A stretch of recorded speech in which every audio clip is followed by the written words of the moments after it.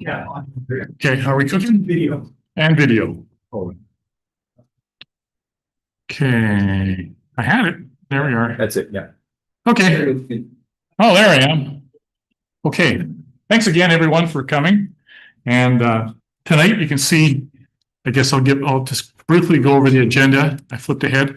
Our main speaker tonight is Dr. Paul Charbonneau from Montreal, and he's going to talk about sciences through eclipses across the ages. We'll have a quick break, and then we're going to have Judy Anderson talk to us about an astronomical photo that she took while away in Africa. Then we have a presentation to make to one of our members. We'll have Telescope Buying Guide with James and Scott, followed up by What's Up and What's New this month with Jay.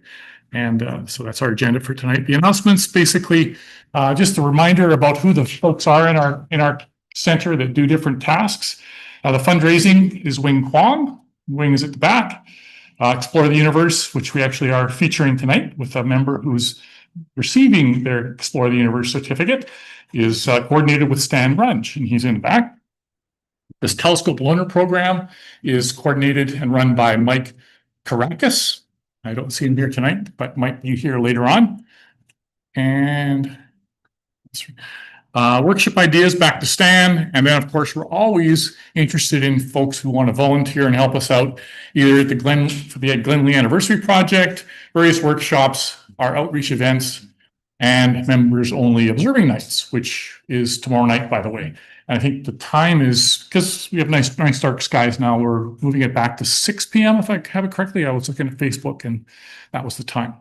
So that's our announcements. And there are a few other things that just reminders about where to find information out on our center website. You know, if you're a member, you should be automatically enrolled in the main group. And then, of course, there's a whole pile of other subgroups to attend or look at. The one I'm most familiar with is, because I use it quite often, is the astrophotography subgroup. But there's also sketching. There's actually a buy and sell in there. I guess that's the only things that come to mind at this point. Binoculars. Oh, yes, a binocular viewing. Good. And then general, yes. And of course, any correspondence that's gone out is captured in the group's IO area too. If you happen to miss it, or and you want to go back and look at whatever has been circulated. So I think that's all we really have. But if we talk about Dr. Charbonneau, and I think we're probably about 7 or 8 minutes away from him signing in. But Dr. Charbonneau has been a professor of physics and astronomy at the University of Montreal since 2002. During the preceding decade, he was a member of the scientific staff at National Center for Atmospheric Research and Pound 39S. I have no idea what that is, but somebody else can maybe explain that to me later. High Altitude Observatory in Boulder, Colorado. His research is primarily in the areas of computational physics and numerical simulations, focusing on magnetohydrodynamics. I don't know if I said that correct. Close? Okay. Say that 3 times after a beer. The dynamo mechanism underlying solar and stellar magnetic cycles and the prediction of solar flares. And that's been in the news recently, given all the imaging we've been seeing of the northern lights. So we are at a solar max at this point, as everybody likely knows, the 11-year cycle. Danielle Bahood has been on the television and radio, as has Scott, talking about the northern lights that we've been experiencing. He also pursues other research interests, notably in the intersection of physics and biology, the emergence of complexity in the natural systems, including questions related to the origin of life. He has authored and co-authored over 150 research articles, reviewed articles, and book chapters, and is the author of 2 research monographs, textbooks entitled Solar and Stellar Dynamos in 2013 and Natural Complexity. So I don't know if we have Dr. Charbonneau online yet. Not yet. So we'll continue. I don't know. I did not send him a link. But okay, let's see if we have to send him a link.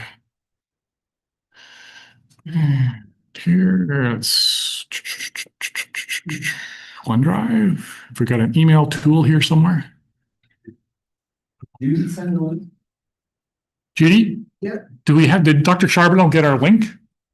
Said he was coming at 7:15. 7:15, okay. Yeah, Well, Dennis, here you have to tell us a joke. no, I had one. I used it last year. Whoops. Yes, no, I don't have, you need Jeopardy music playing, right? Until we have the keynote. Anyway, anybody had some interesting experiences out observing the Northern Lights? Yeah. No? Oh, okay, Judy. You went, okay, Judy was in a cemetery, okay. Wow, very, well, in that order, I hope, yes. Definitely quiet. See, we just had to wait for that one to come out. It was gonna be. Oh, cool. Wow. Now, who's responsible for sending them to the national news? Yeah, well, that's pretty neat. Yes, we were very fortunate. I'm sorry? I could see them from downtown first time. I'm getting feedback.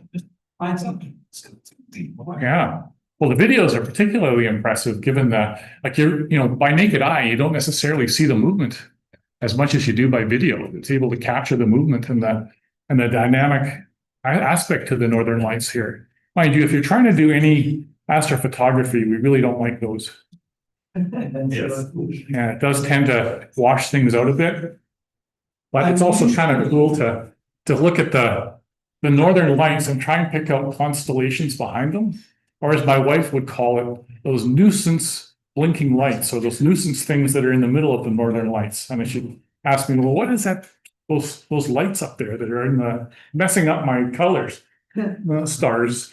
Yes, other folks might not see it that way, but that was, in her view, yeah, the bright white spots were causing problems with her colorful pictures.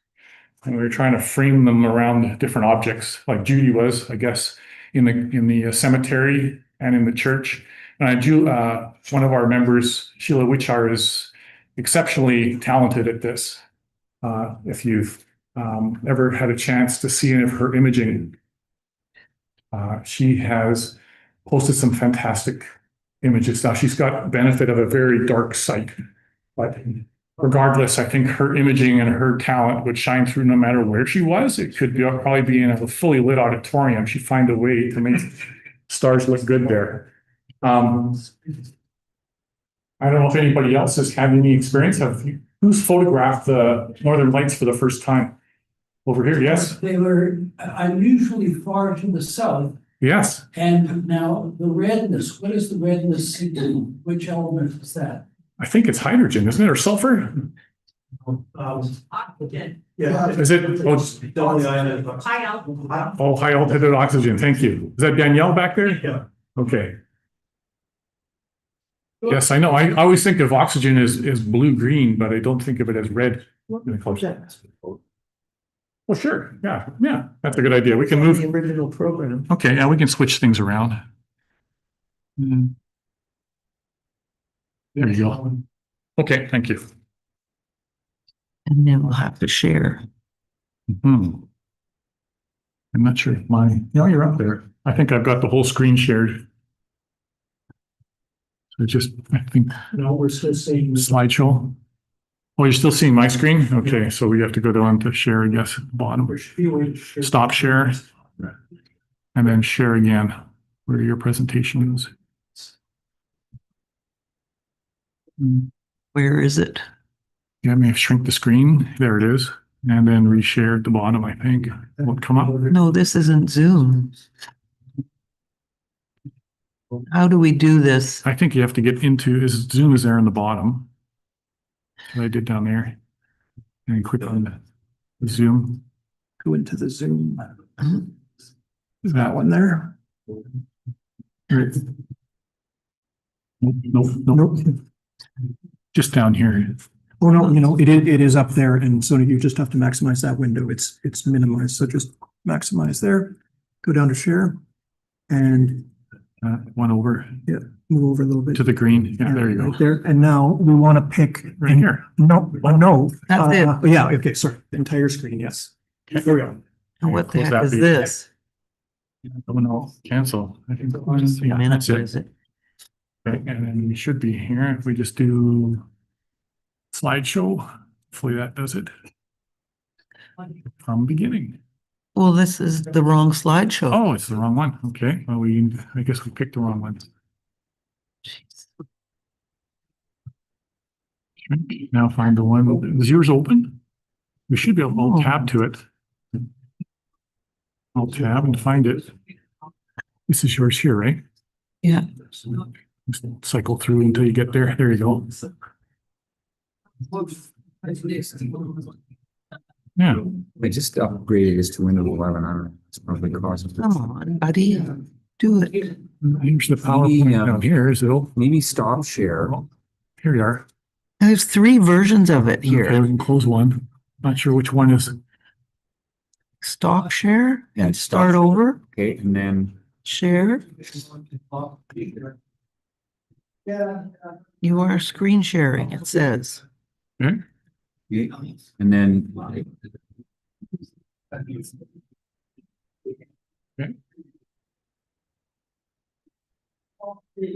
Now but we're not sharing.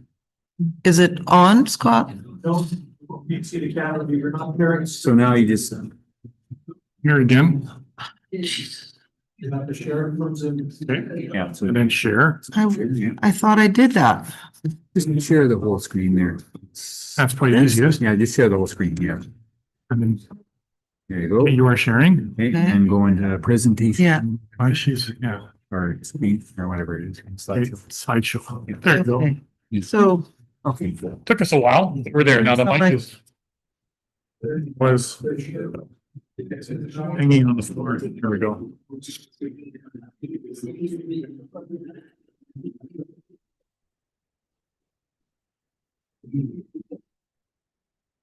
okay, sorry for a little delay. So Jay and I had the pleasure of going to East Africa for a couple of weeks, and one of the evenings, we actually carried a tripod all the way so that we could take pictures of this dark sky, because we were going to meet in the middle of the Serengeti National Park. But the either the weather wasn't cooperative or the tripod was in the trunk of the vehicle that our guide was driving, and because we were staying in national parks, there were no fences around the lodges, and you couldn't go out in the dark because hippos were wandering around and making a lot of noise, and their feet are, you know, a huge mass in a hippo that you don't want to mess with. So we ended up looking this particular evening.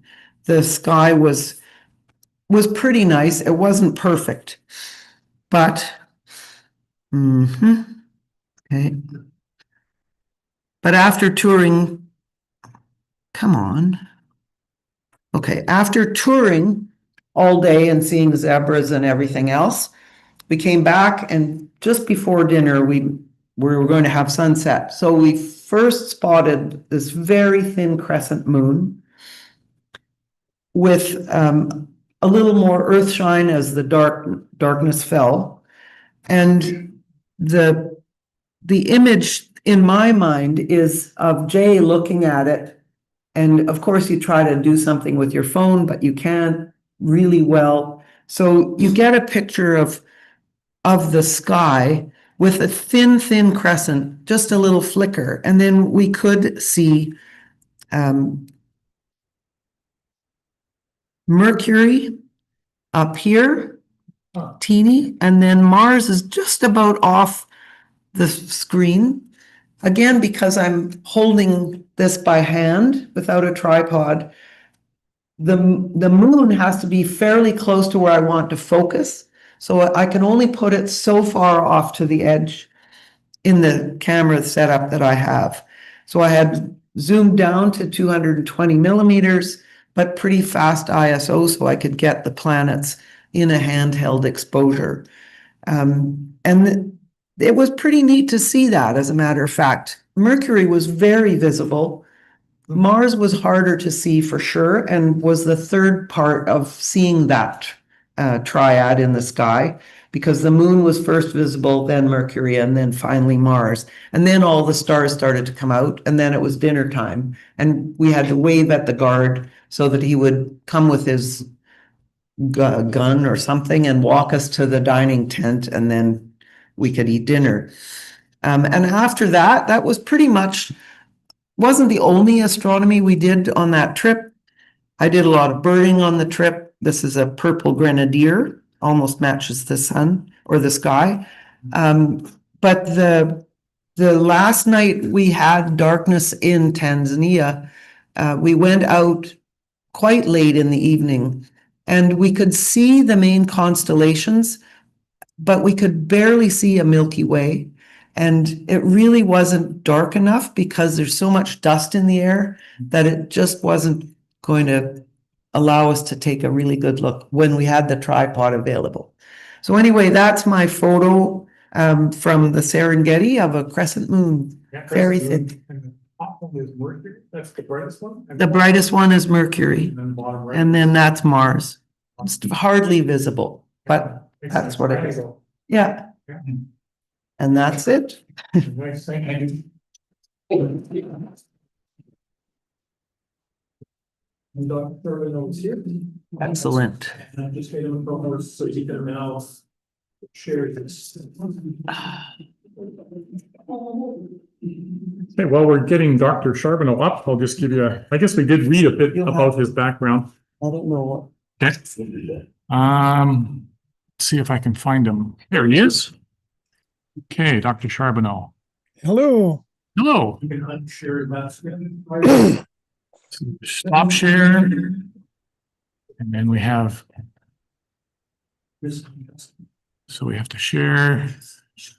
And is Dr. Charbonneau share? Yeah, I can share whenever you guys are ready. And I guess we're ready for you to share, Dr. Charbonneau. Okay, let's do it.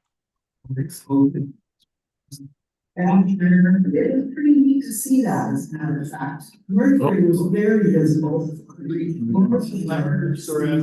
that work? Scott, just thank you, Dr. Charbonneau. Just hold on. Okay, Do three things at one I'm just gonna, for Dr. Charbonneau's sake, I'm gonna introduce him again. Dr. Charbonneau has been a professor of physics at the University of Montreal since 2002. During the preceding decade, he was a member of the scientific staff of the National Center for Atmospheric Research, High Altitude Observatory in Boulder, Colorado.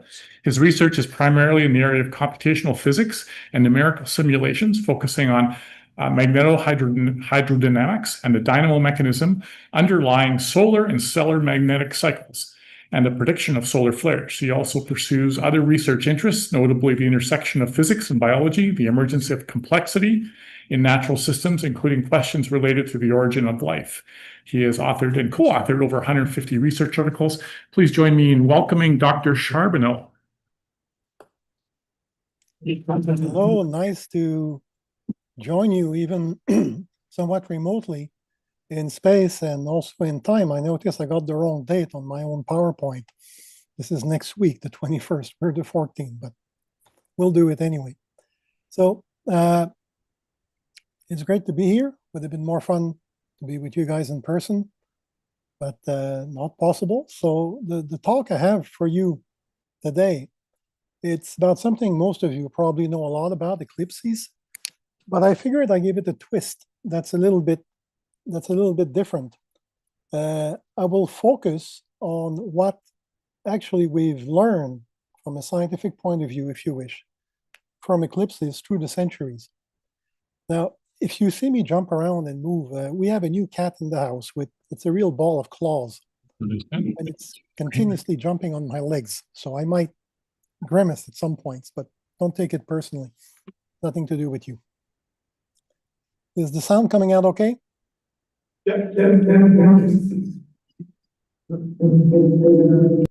I get some echo at my end.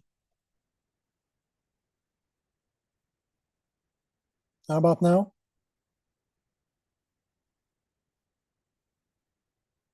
We're good?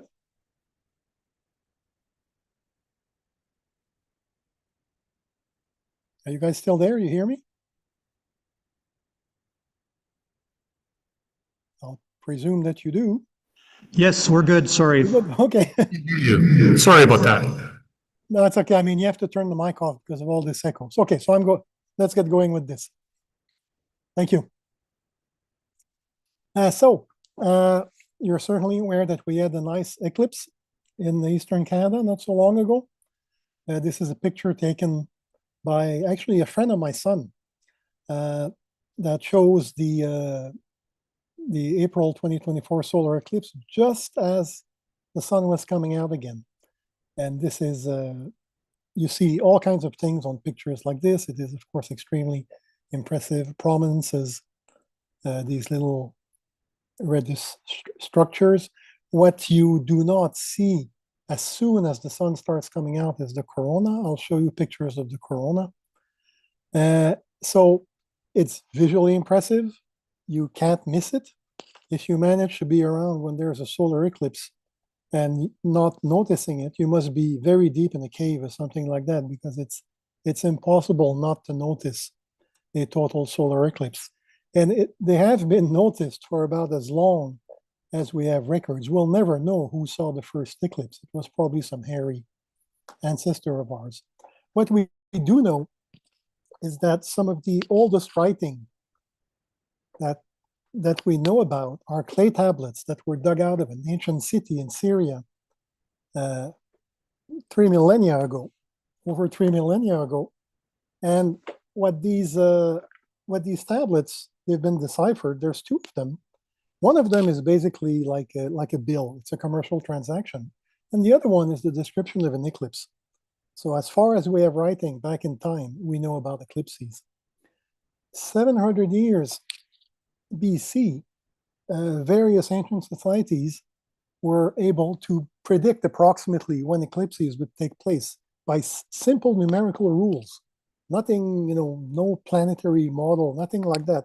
Just by adding and subtracting numbers, they could come up with fairly accurate eclipse predictions. And one of the most famous ones has been reported by Herodotus, often credited to be the first historian.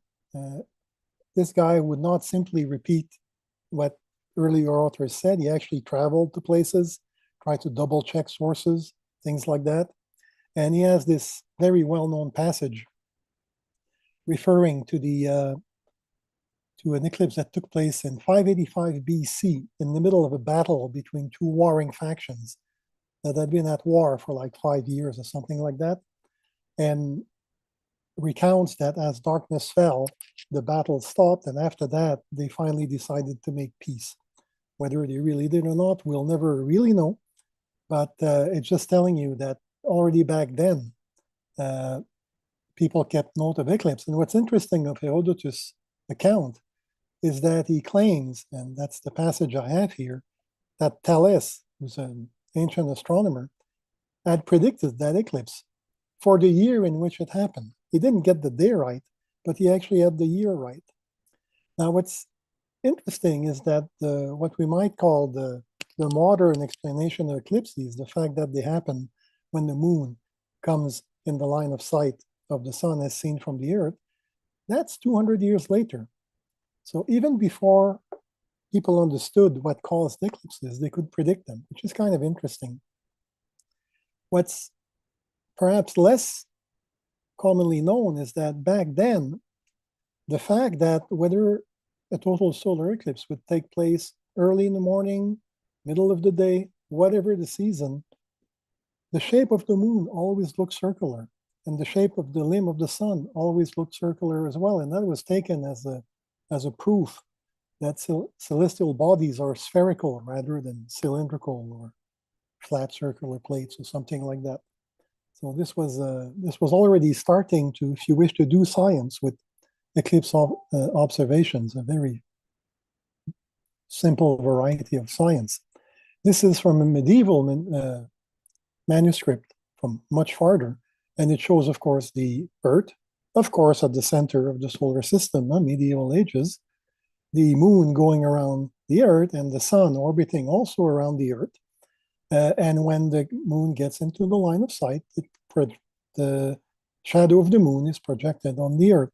Now, what's interesting about this explanation is that, that's what I've just explained to you is as we see it in the so-called Aristotelian model of the solar system. But even when you switch to Copernicus, where now it's the sun it's at the center of the solar system, the moon is still going around the Earth and the Earth is going around the sun. That explanation still holds. It's all about relative motion of sun, Earth, and moon. So that explanation carried through the Copernican revolution, if you wish, without a problem. Now, the reason, of course, why the ancient societies could predict eclipses relatively well is that, it's celestial clockwork. The motion of planets and moons is extremely irregular. And in the case of solar eclipses, we don't get them every month because the orbital plane of the moon is not aligned with the orbital plane of the sun or the Earth around the sun. But still, if you know the orbit of the moon, if you know the precession of its orbital plane and all of that, eclipses do recur fairly regularly. And there is the primary cycle is when this recurrence happens. That's called the Saros cycle. And the recurrence period is 6,585.3 days. The 0.3 is important. That means 18 years, 11 days, and 8 hours. And that little map you have there shows you predictions of when eclipses will happen. It's not based only on this recurrence. It corrects for other factors, but you see clearly a periodic pattern here. So it's actually not so hard to predict when an eclipse will happen. What's annoying is that 0.3 days or 8 hours. It means that, yes, it will recur every 18 years and 11 days, but not at the same longitude on Earth. It shifts by about 120 degrees, and that's what the bottom plot here is showing. So in some sense, if you're fixed at one point on the Earth, you will not see an eclipse every 18 years and 11 days, but 3 times that.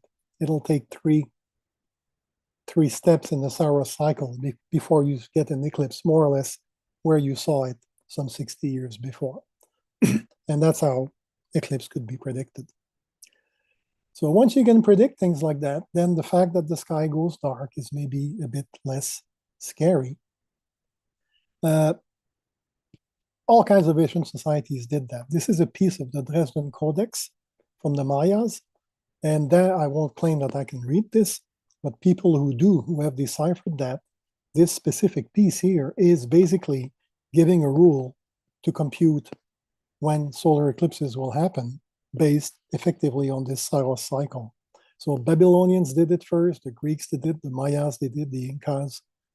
So pretty much any sort of ancient society that left a written record, of any sort of extent, you can find in there something about astronomy and about eclipses, and often about predicting eclipses. We've been very lucky with the Mayas because most of their writings were destroyed by the religious frenzy of the Catholic priests that accompanied the conquistador. But fortunately, some of them survived, including this one. So we know that the Mayas could predict eclipses. Now I'll show you this one. It's kind of close to my heart because when I was small, like I'm talking 5 or 6 years old, my father used to read me a couple of pages out of comic books every evening before I went to bed, and especially The Adventures of Tintin. It's been translated in English. I'm not sure what they call them. Tintin sounds kind of funny, but anyway, in one of these stories, they're out somewhere in South America looking for the guy in the middle there with the funny hat. And they're captured and they're going to be sacrificed to the sun god, and they get to pick the day at which this will happen. And Tintin was the smart one of the lot here, has read in a newspaper some weeks before there was going to be an eclipse. So he asks to be executed on that day. And of course, the eclipse comes and everybody freaks out and they're saved, right? It makes for a nice story, but it would not have worked that way because the Incas knew pretty well how to predict eclipses. Well enough, anyway, not to be particularly impressed and panicked by the fact that an eclipse would take place.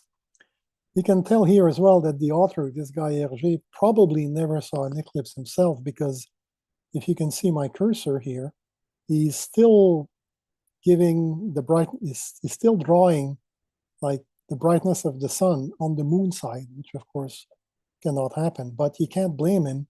This story was drawn originally at the end of World War II and travel wasn't quite easy. So I guess Hergé had not yet seen a real eclipse on his own. Now for us, typically when we go see an eclipse, and I presume many of you have, the thing that we tend to go for is the corona, right? This extended atmosphere of the sun that is visible, typically only when we have an eclipse because the brightness of that stuff, everything that's around here, the solar corona, it's about 1 part in 1 million of the brightness of the solar disk.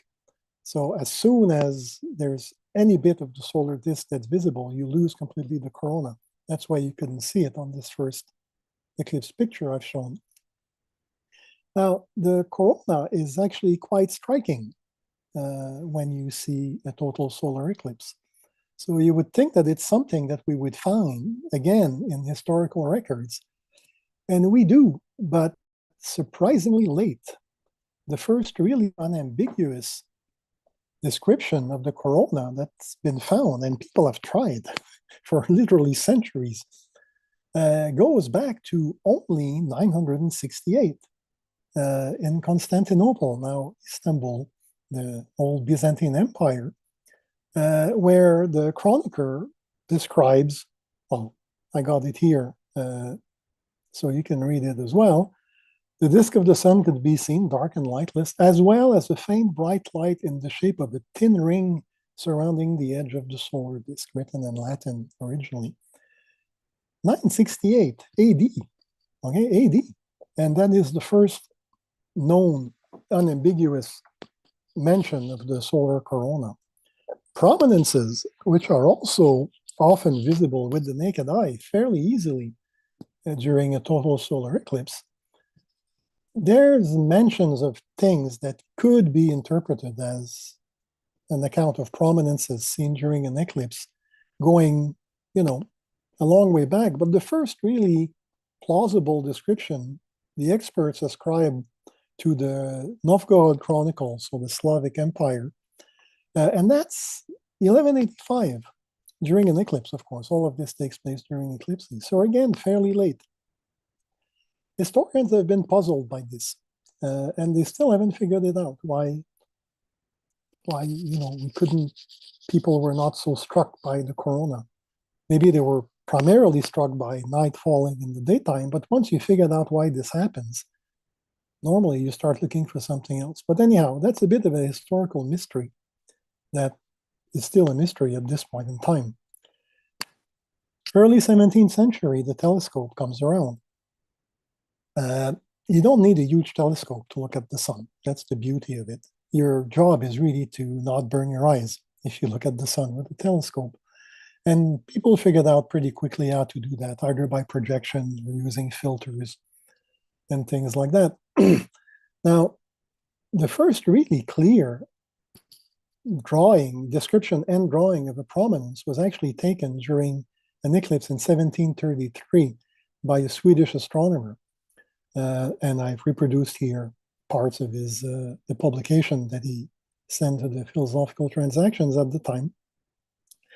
And Vesenius described this, made drawings, and actually proposed that prominences were clouds in the atmosphere of the moon, not of the sun, of the moon, and that they were backlit by the brightness, by the light of the sun that was otherwise obscured by the lunar disk. So that's in 1733.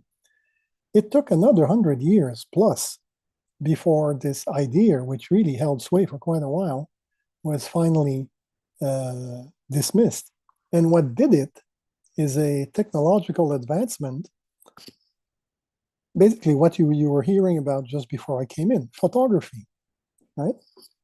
Photography began in the middle of the 19th century with this process they called daguerreotype, which was basically a steel plate that was coated with, I don't even remember what, and sort of an old ancestor of photographic plates. Wasn't very sensitive, but the sun is quite bright. So it was relatively easy to take a picture of the sun. And the first one was taken in April 1845. And it's clear enough that you can see sunspots. I don't know how much that comes out through zooms, but you have actually sunspots visible on this very first picture of the sun taken by Fizeau and Foucault on the outskirts of Paris. Less than a decade later, a German astronomer managed to take a photograph, a daguerreotype photograph of an eclipse, which is what you have here, in which you see prominences and you see the corona. And the following eclipse, this guy and his collaborators managed to take a sequence of pictures as ingress and egress took place. And by comparing those pictures afterwards, they could show that the prominences and the corona was always centered on the sun, not on the moon. So that was finally a proof that the corona was not the atmosphere of the moon. It was actually part of the sun. So this is something that took 100 years to figure out. And thanks to photography, we actually worked it out.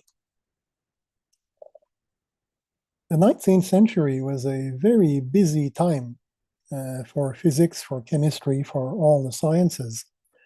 And in the first half of the 19th century, spectroscopy was developed and used to basically characterize various chemical substances by lines that were seen, absorption or emission lines, that were seen in their spectra. When you heated the gas to a very high temperature, pass the light through a prism or something like that, it would disperse the light, and you would see spectral lines.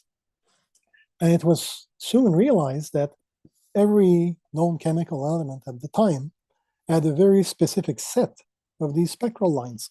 So if you took a spectra of something, you would see a bunch of lines, and you could recognize groups that you knew were associated with various elements. And in this way, you could figure out what the sun was made of, or the atmosphere of the sun was made of.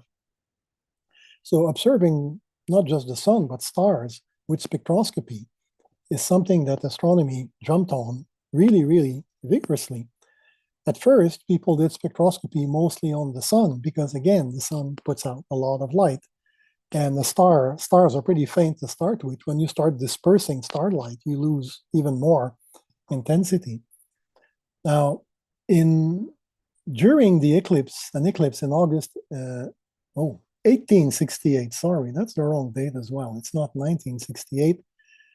Two astronomers had basically the same idea independently, Norman Lockyer and Jules Janssen. They basically figured out how to fit a spectrograph on a telescope in a manner such that they could take a spectra of prominences, really, mostly of prominences, bright structures in the corona. And they obtained their spectra. They recognized sets of lines that they knew about, like calcium, sodium, showed up in that spectrum. And then there was a line, a very strong, prominent line that didn't fit anything, any chemical element that was known at the time in 1868. Chemistry was pretty advanced back then. So they weren't quite sure what this was. And Lockyer took a leap of faith and declared that they had just discovered a chemical element that was unknown on Earth. He called it helium because of Helios was the Greek sun god. It was actually identified in the lab much, much later at the end of the 19th century. The reason helium was unknown on Earth is that it's a very light gas. It floats out of the Earth's atmosphere.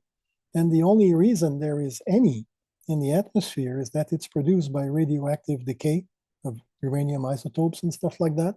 So there's always a little bit in the Earth's atmosphere, but it just helium balloons, right? Helium just goes up in the atmosphere and escapes the Earth. It's also a noble gas. Remember your periodic table of the element, the last column on the right-hand side, the noble gas that don't want to react chemically with anyone.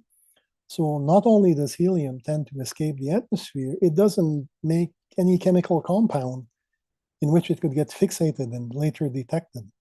So it was quite something as a discovery. Now, Lockyer and Janssen went to the same place to observe this eclipse. They became friends and got along and all of that. But yeah, one of them was French, the other one was Brit. So, French, English, how that goes. So the Académie des Sciences in Paris and the Royal Society in England, started arguing that, oh no, helium was discovered by Lockyer. No, ça a été découvert par Janssen. Politics got involved into that. So it was eventually set, and Lockyer and Janssen couldn't care less. They got along fine. It finally got settled when the Royal Society and the Académie des Sciences jointly produced a medal, commemorative medal, with the heads of both Janssen and Lockyer.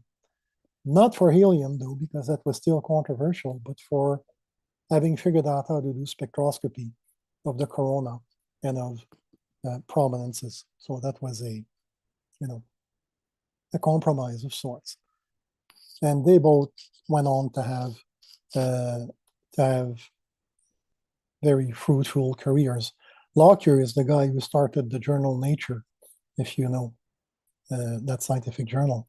He is also the guy who almost single-handedly launched archaeoastronomy, measuring alignments of pyramids and stuff like that, and trying to date them by assuming that pyramids were built in the way that they would line up with certain stars and things like that. Janssen was a complete maniac. He had an accident when he was young and could hardly walk, but he was carried to the top of Mont Blanc to measure cosmic rays. He escaped the siege of Paris at some point. Paris was surrounded by the Prussians, and he escaped Paris in a hot air balloon to go to Morocco to observe an eclipse, of all things. And he made it to Morocco, and he got clouded out in Morocco. It happens. But anyway, this was quite a discovery. 1 year later, again, another eclipse, August 1969. 1869. Why do I keep writing 1969, 1968? It's not the first time I do this talk, but anyway, an American astronomer, Charles Young, who was actually probably at that time the best spectroscopist, astronomer spectroscopic around. America was not the scientific powerhouse that it came to be in the 20th century, but this guy, Young, was really, really hot. And he managed to design spectrographs that were more sensitive than what anybody else had before him. And that allowed him to actually take spectrum, not of prominences, but of the corona itself, the fainter diffuse ring around the sun. And guess what? He found a line in the spectrum of the sun. This is what I'm showing here from one of his papers. That again did not match with any known chemical element on Earth. So taking his cue from Lockyer and Janssen, he figured out, well, gang, I just found myself a new chemical element, and he called it coronium. It was a legitimate hypothesis to make at the time. I will have more to say about coronium in a little bit, but at this point, we are going to jump to what is probably the best known contribution of eclipse sciences or eclipse observations to sciences at large. And this is probably something that many of you have heard about already. It is this confirmation of the theory of Einstein's theory of relativity, general relativity, the gravity theory that came out, well, basically at the beginning of World War I. That theory is, well, it's interesting in many ways. It has withstood the test of time. It makes a number of really interesting predictions and unintuitive predictions, not the least of which being that the presence of mass or energy, the two are kind of the same, E equals mc squared, that's what it says. But let's think mass, like a big mass, like the sun. The sun, its mere presence is actually bending the fabric of space-time, which means that a ray of light, which normally travels in a straight line if there's no mass bending space-time, actually gets deflected from what would otherwise be a straight line due to the warping of space-time. People were not exactly convinced. The special theory of relativity that Einstein came up with 10 years before, that was accepted fairly quickly because it solved a whole bunch of paradoxes that had been plaguing physics for a couple of decades. That one, on the other hand, was not received so well originally. There were two predictions predictions that you could make out of his theory. One was this deflection of starlight. The other one was the fact that it predicted an advance in the precession of Mercury's orbit. That precession had been observed already, and Einstein could actually explain it with his theory. But that at the time was not deemed convincing because there were other less exotic possible explanations that could account as well for the precession of Mercury's orbit. So that was not taken to be, in retrospect now, we know it's a fantastic prediction of the theory. But at the time, it wasn't looked at in this way. Deflection of starlight, however, was really something that no other then current theory predicted. The deflection predicted was extremely tiny. So in the case of the sun, for a ray of light just skimming the limb of the sun, the deflection is 1.7 second of arc. And that is basically 0.005 of a degree. So it's a very, very tiny deflection. And it goes to zero really quick as you move away from the sun for light rays that don't scoot just the limb of the sun. So if you want to measure this, you have to observe stars, light from stars, when the rays are coming just close to the limb of the sun, which of course you cannot do because the sun is so bright and all of that, except during eclipses. And that brings in to the story the second character, Arthur Stanley Eddington, well-known young astrophysicist in England at the time. The story of the confirmation of relativity by Eddington is often presented as an example of, the international science collaborations that can transcend war and politics and stuff like that. Because in those days, Germany and England were at war, and it was a pretty ugly war. The story is a little bit more complicated. Eddington, like many people, he was in his 30s at the time. He was about to get drafted to go into the army. He wasn't too crazy about getting turned into chopped liver on the trenches in France or Belgium or whatever. So there was one option. There was one legal way to dodge the draft in those days in England, and it was to claim that your religion made it impossible for you to kill people. This was deemed a sufficient reason for escaping the draft. Now, you might imagine that a lot of people would suddenly discover within themselves strong religious sentiments in order to escape the draft. The government knew this, so if you claimed that exemption, you could do it, but there was a price to pay, not in money. The price was that you could not get. After that, if you claimed that exemption, you were forbidden to hold any sort of public office in England or in the Commonwealth, which included university professorships. Now, Eddington, by all accounts, was truly a deeply religious man. He was not faking it. He didn't want to kill people, but he didn't want to lose his Cambridge professorship either. So he basically managed to convince the Royal Society to back him in organizing this expedition way out in the coast of Africa to verify Einstein's theory of relativity by trying to measure the deflection of starlight, which he did. And this is what this is taken from a later publication. He organized basically 2 expeditions. You don't want to get clouded over, right? So if you go to 2 places, you have more chances of having one of the 2 being able to make a measurement. It turns out that both places managed to make measurements. It was a complicated thing. You had to build observatories, you had to install instruments. You only have a few minutes to do the measurement, so you don't want to screw it up. So it was a long process.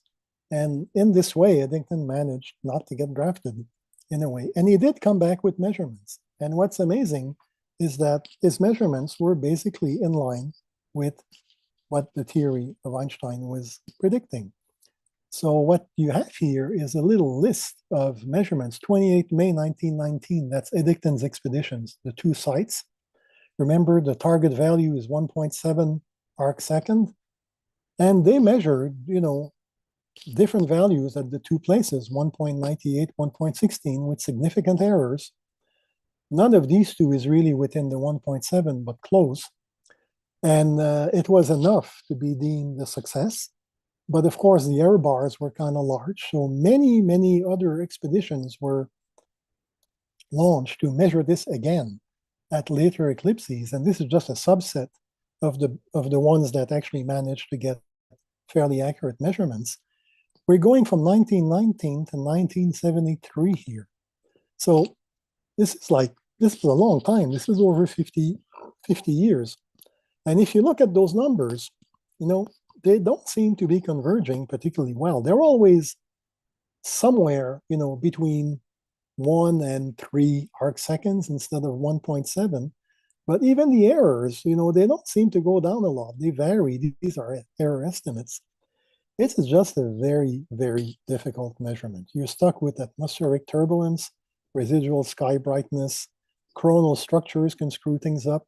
The granularity of photographic plates, or film later on, also limits what you can do, because what you are trying to do, this is what this picture here is showing. This is actually a superposition of 2 pictures, a piece of the sky the day before, say, or the night before, rather, the eclipse, and projected on the same piece of paper a second negative that was taken at the time of eclipse. This is the sun here. And you'll see that these little dots here, these are all pairs of stars. The one that's closer in, that's the real position of the star. And the one that's there, that's the deflected position that comes from the picture that was taken at the time of eclipse. So you're trying to measure, this distance on all the pairs of stars that you can measure. And from that, you're trying to calculate, you make an average of some sort, and you're trying to calculate, the deflection. So you can see that typically the size of the photographic spots is not all that different from the separation that you're trying to measure. And, there's no guarantee that the star is really dead center in those spots. So it is just a very, very hard measurement. What really finally clenched it is in the late 1970s, another technological breakthrough came around, which is what's called charge-coupled devices, CCDs, a fancy name for basically an electronic photographic plate. These are the chips that are in all our cell phones now to take pictures. Once you have that, it becomes possible to play with exposure a lot more. You can do image processing. You don't necessarily have to care about the granularity of photographic plates. You're limited by the size of your pixels. So that really, very rapidly, these measurements converge to the prediction of Einstein's relativity. Since in the last century, there's been a lot of alternate versions of relativity, alternate theories of gravity. that have been proposed. And at this point, none of them manages to fit the various pieces of observational tests that we have for relativity better than what we get with the basic theory. So it's actually quite a success. And eclipse observations had a lot to do with their acceptance. Nowadays, with satellites, we can go down to 1% of a second of arc, 100 times better than what Eddington could do. And that has allowed us now to measure deflection of starlight by all kinds of objects. We've measured the deflection of starlight caused by Jupiter. This paper here is a plug to a colleague of mine who was part of a team who managed to measure the deflection of light caused by a white dwarf star that kind of went really, really close to a field star that was further back, if you wish. That deflection depends so sensitively on mass that they could actually determine the mass of the deflecting star to an accuracy that had never been done before. So we are still doing a lot of science with light deflection, but not during eclipses anymore. So all of these measurements, these starlight deflection measurements, were made even after Eddington by traveling teams. It's very seldom that an eclipse happens to go by right on top of a large observatory. So the eclipse doesn't come to you, you go to the eclipse. So there's been a huge number of eclipse expeditions, government-sponsored, university-sponsored, privately sponsored. And it turns out that the place where I used to work for many years before coming to Montreal, at Université de Montréal, had one of those traveling expedition teams. They actually carried out 14 expeditions, in something like 40 years or something like that, thereabouts, including one in Quebec, it turns out, in July 72 in Gaspésie at the east end of Quebec, but they got plowed over on that one. Eclipse expeditions were just great. You had to carry instruments around, you had to set them up. You had a very short 4 or 5 minutes, maybe, very short period of time to do your observations, your measurements. No second chance. If you trip in the tripod, you don't have time to put it back up. Things are misaligned, and that's over till the next one. So it was quite a. They were often quite interesting expeditions. That color picture on the bottom left is from the 1988 HAO NCAR, that gang, eclipse expedition to the Philippines. And this one went into history for a number of reasons. They got not to Manila, but to some other large town and set up their equipment on the roof of the hotel. That's what this picture is showing here. Portable equipment, just to make sure that everything was properly aligned, nothing was broken. Things get broken when you travel long distances. They always do that. And the plan was that once they had validated and checked all their instruments, they were going to go inland, farther from the ocean to have less humidity in the air. And from there, observe the 1988 eclipse. Now, the second day they were there, all of them, the whole team, they all got a very, very bad case of food poisoning. And they basically spent the next 24 hours taking turns on the toilet bowl. I mean, it was apparently really, really bad. My office neighbor, for many years when I was there, was on that expedition. It was not pretty. To the point that the day before the eclipse, no one was in any sort of shape to travel. So they thought, okay, screw this. We're going to look at the eclipse from the top of the hotel, because there was no way they were going to travel in a Jeep for 6 hours to go anywhere. And that turned out to be one of the nicest eclipse pictures that was ever taken by the HAO traveling team. This is the corona in 1988. Very nice coronal structures. They ended up having, amazingly, even though they were in town, very good sky conditions, very little atmospheric turbulence, and they got one of the nicest eclipse photograph of all the expeditions that they carried out. Now, I wanted to mention this and introduce you to this one gentleman here, Dick White, former colleague and office neighbor of mine. Dick took part in quite a few of these eclipse expeditions in the course of his career, 4, I think. And he was actually the science head of the last 2 that they did in 1994 and 1988. So he went to Putre, Chile in 1994 as science lead of the team. Before that, he was in charge of an instrument.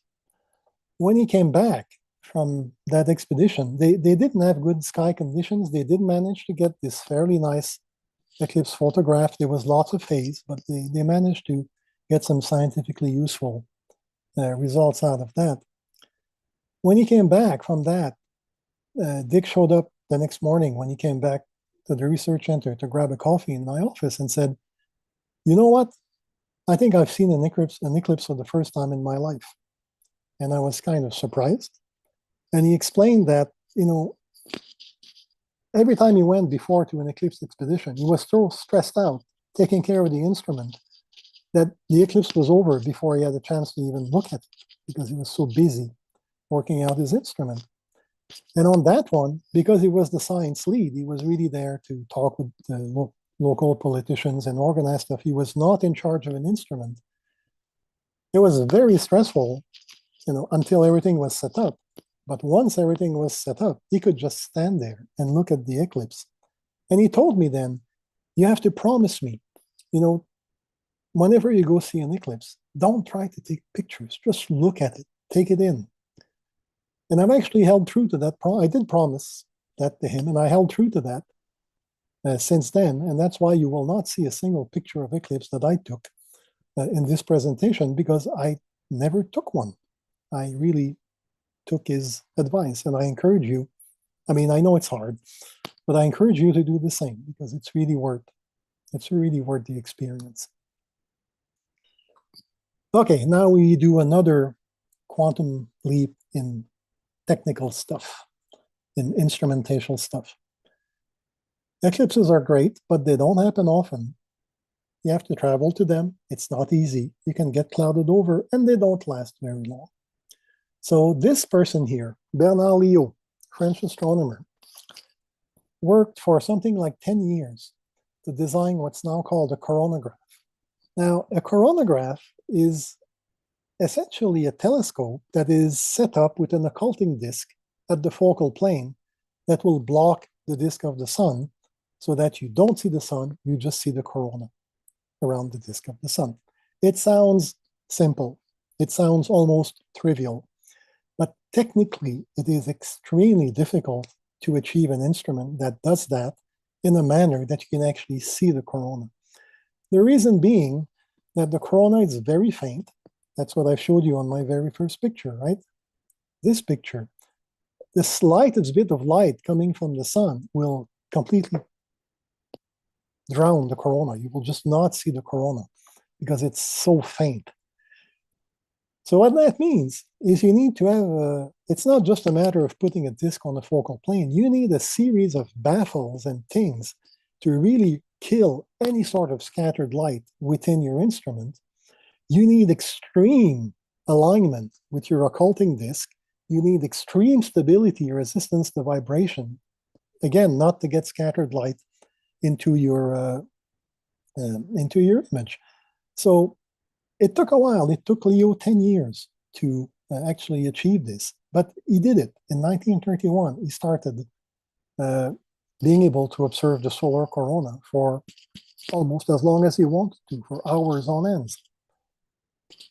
Lyot was an extremely selfless person. After 10 years of work of designing his coronagraph, he had like a huge lead on anyone doing eclipse observations. He could have just, keep his setup secret and work like a nut and publish tons of paper and get the Nobel Prize or the Medal of the Academy of I don't know what and stuff like that. But that's not what he did. He ran around and helped everybody and anybody who wanted to build a coronagraph. You see him down here, the picture at the bottom right. with Walter Orth Roberts, and I believe this is Jack Eddy. I'm not too sure about that guy. They're the people who built the first coronagraphs in the United States that were basically installed first in Colorado and were later moved to Hawaii. And they are still there. Mauna Loa Solar Observatory. On the top right is the first coronagraph image that Leo took. And this one is a more contemporary image of the solar corona, taken with a descendant of the instrument that Leo invented.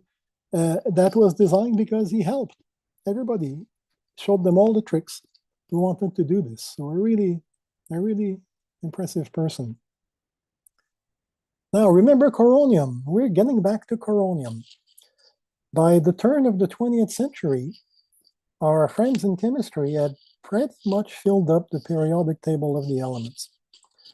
And what that meant is that they did that, and there was really no hole left in which you could fit coronium. So people were starting to wonder about coronium. There was no doubt that the spectral lines were there. They had been observed not just by Young, other people after him also observed the corona spectroscopically and also detected that spectral line. So the question was, what is this? What chemical element is this? Now the answer came from the lab of these two persons, Gautrian and Emlen. Middle of World War II this time, but these guys were in Sweden, a neutral country at the time. So while half of Europe was trying to kill the other and vice versa, these two guys were just busy in their labs doing spectroscopy, a special kind of spectroscopy. These two had designed these chambers in which they could heat gases to extremely high temperatures and densities, and would basically allow you to study in the lab the spectrum of chemical elements, that heavy chemical elements that normally have a lot of electrons on their outer shells. But if you heat them enough, they lose most of these electrons, and you get to study the spectrum of the inner electrons around the atom. In the course of doing that, and so they started to map the spectra of various heavy elements that were highly ionized, that had gotten a lot of electrons stripped because of the high densities or temperatures. And in doing that, they realized that they had a bunch of lines that fitted the lines that were known ascribed to coronium. But it wasn't a new element. It was just iron and nickel, that were in a very highly ionized state. And what that meant is that the corona was extremely hot. Originally, they estimated it at about 100,000 degrees. Later measurements, brought it up to 1,000,000 degrees. So what heats the corona to these temperatures, we still do not know to this date. It's one of the big mysteries. It has consequences. One of them is to drive the solar wind. I will skip this because time is running, and I do want to keep time to answer questions if there were any. But one consequence of a hot corona was that such a hot corona could not stay in equilibrium. It would basically outflow from the sun. That's what we call the solar wind. Its presence had been suspected from other considerations. It was predicted, its properties were predicted theoretically and measured by the first orbiting satellites.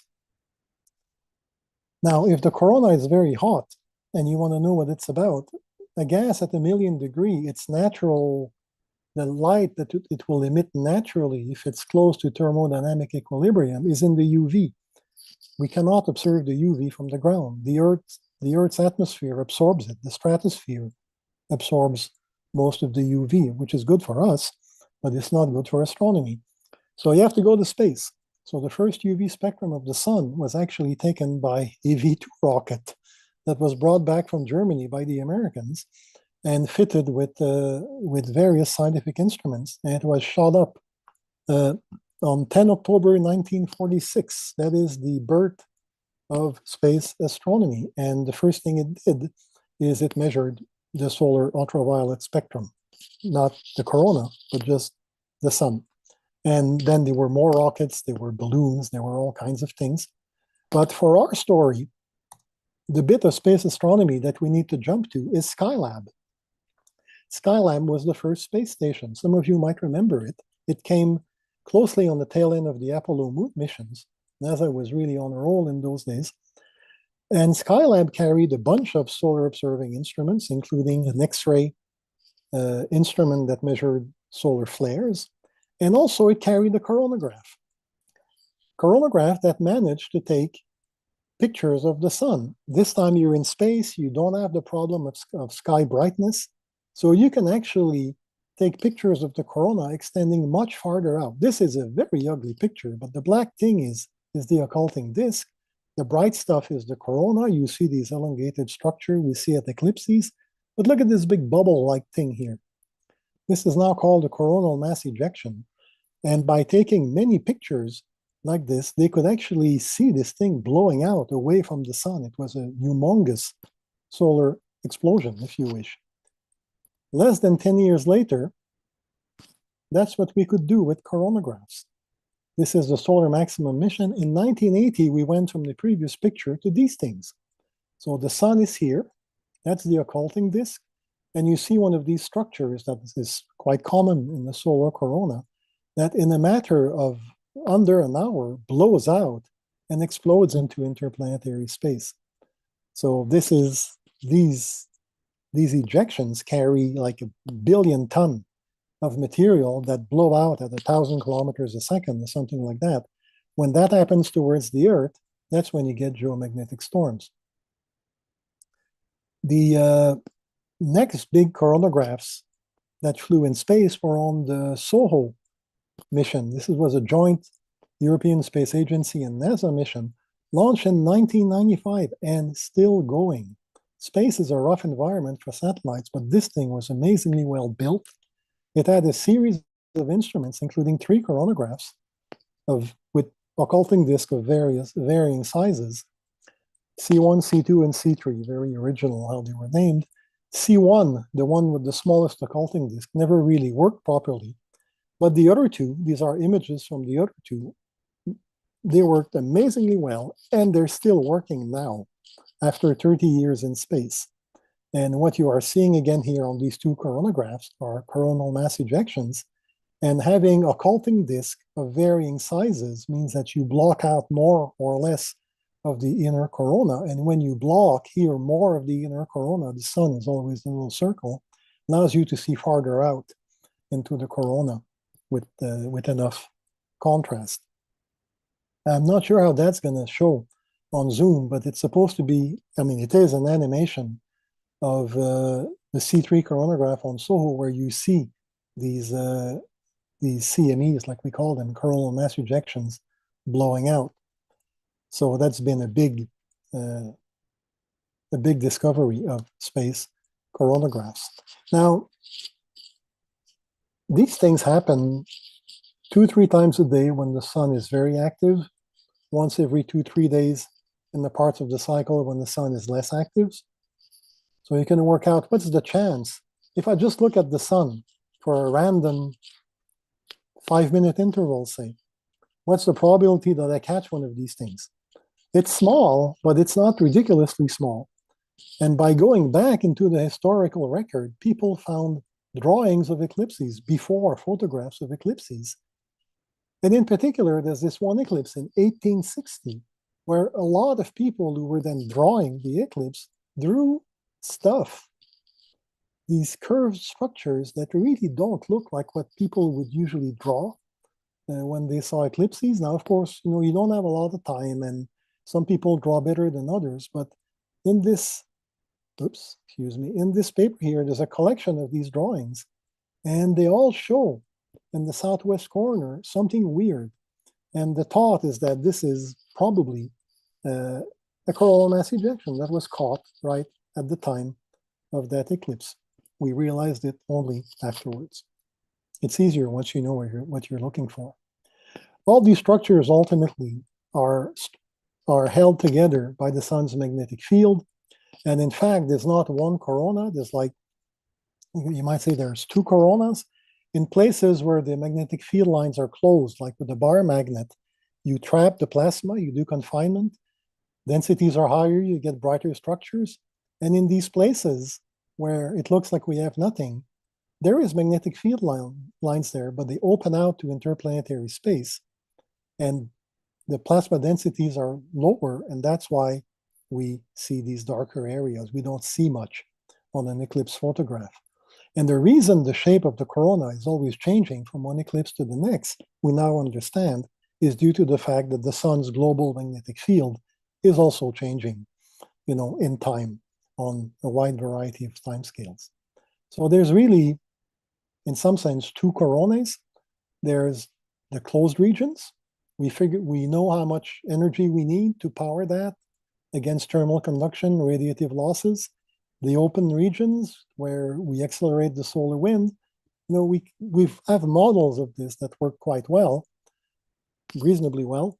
And we know that in all cases, the amount of energy you need to power all this stuff is quite tiny. It's 1 part in 10 to the 5 of the sun's luminosity. So if you can tap into 1 part in 10 to the 5 of the sun's radiative luminosity, you can do all of this. Coronal mass ejection, solar wind, all of that. It's not much, but how you do it. So the energy reservoir is there, but how you tap into it, we still do not understand. And the reason is that the action happens very, very close to the surface of the sun. This is I got another 5 minutes to go, max. This is a recent image of the Mauna Loa K coronagraph. At this point, and it doesn't look extremely impressive as far as an image goes, but at this point in time, this is the coronagraph that goes the closest to the actual limb of the sun. The dotted line here indicates the limb of the sun. The black thing is the occulting disk.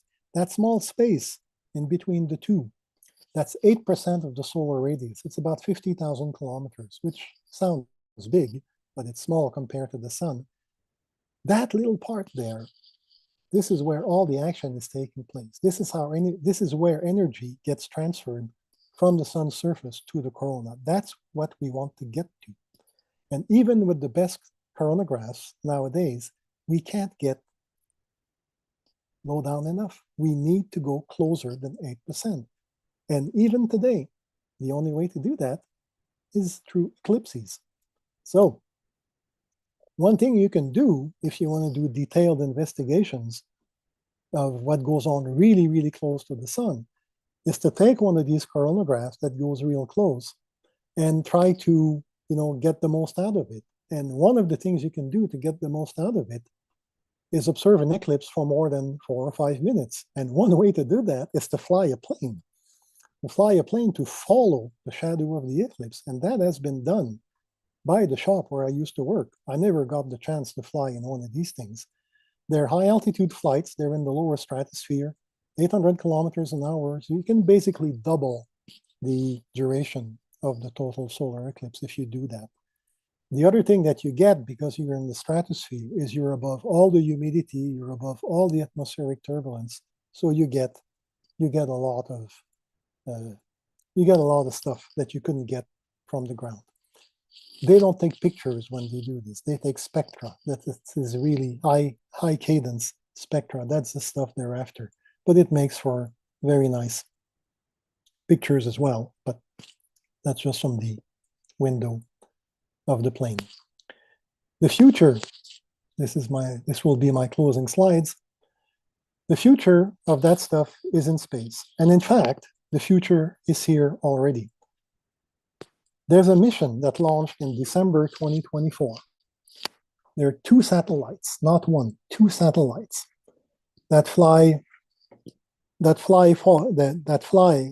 do formation flying. They're currently about 150 meters apart, which is not all that much. One of them is basically carrying a huge circular disk. The other one is carrying cameras and all kinds of instruments.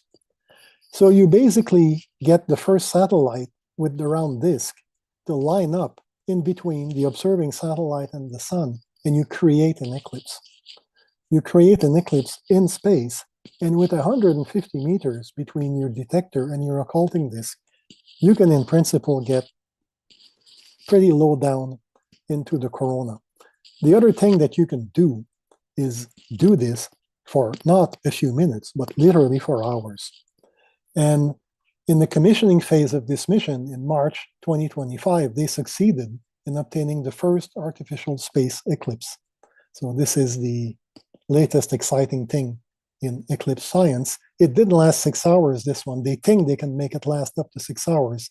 That one went on for about 15 minutes. If you look at this image, this is the sun here. This is the corona with some image processing evidently that took place. If you look at this closely, you can tell that they're not, this was the first go at it. It's not centered quite right, but they did manage to maintain this alignment for 15 minutes. So the coming years will tell how well they can do with all of this stuff. So for all of us who will not get to travel into space, this is what we'll continue to see when we go to eclipses. Well, maybe not quite that, because that again is taken with a radial gradient filter, which is not necessarily something that all of us can afford if we want to. It's extremely expensive. But anyway, this is more or less what we see when we go see an eclipse. And, it's actually extremely special. In the last few decades, we've been discovering planets orbiting stars other than the sun. We now have cases where you have multiple planets orbiting a star. We're seeing literally finding other solar system-like places. There's a lot of them. I mean, we have like many thousands of exoplanets that have been detected now, that have been characterized. Some of them, and we keep discovering them at an alarming pace, some of them might hold life. Some of them might hold technological life. So, we used to think we were alone in the universe. We were the jewel of creation or whatever you want. So the humanity's ego has maybe taken a hit. But there is one thing in which we being humans on Earth are likely to remain quite possibly unique in the galaxy. And that is living in a planetary system where we are on a planet that has a moon that has just the right size and just the right orbital distance to exactly block the disk of our central star.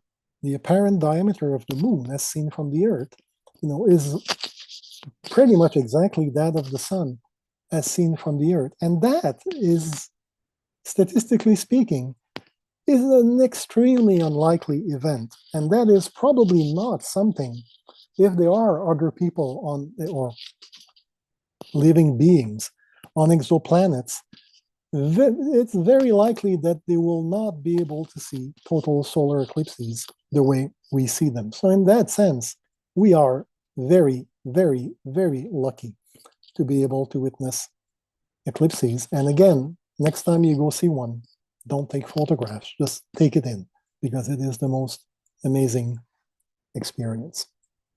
And with that, I will stop and take questions if you guys have any.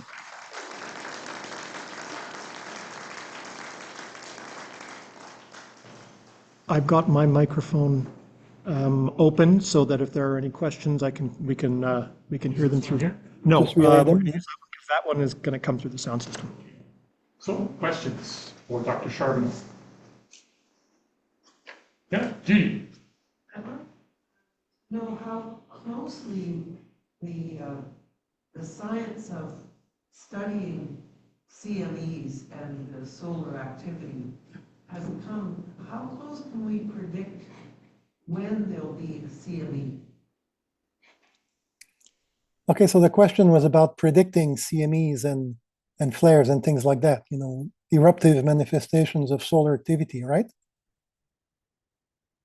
How That- closely can we predict them?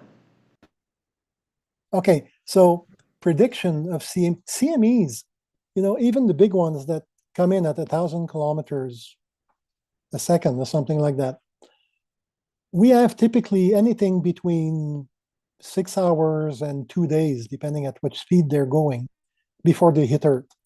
So these, if we see them happen on the sun, we have some lead time to do certain things.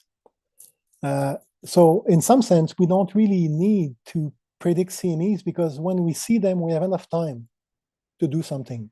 Flares that emit a lot of X-rays and relativistic particles, when they happen, when we see them, they're here. Okay, the dangerous particles are here. So those are the things that we're really trying to predict. And at that point, we really don't have good schemes to predict solar flares. We know that certain types of active regions are more likely to generate flares, but to be able to predict a strong flare, that is a huge research industry right now. We're really, really trying to do it. You know, they're talking about going back to the moon, going to Mars. During the Apollo missions, the astronauts were lucky. You know, on the moon, there is no magnetic field as on the Earth, or very little magnetic field. The whole time that they were traveling to the moon, spending time there and coming back, they could have gotten fried. And they didn't. The 69, 1970, that was even a peak of solar activity. They were just plain lucky not to get fried by big solar flares or eruptions.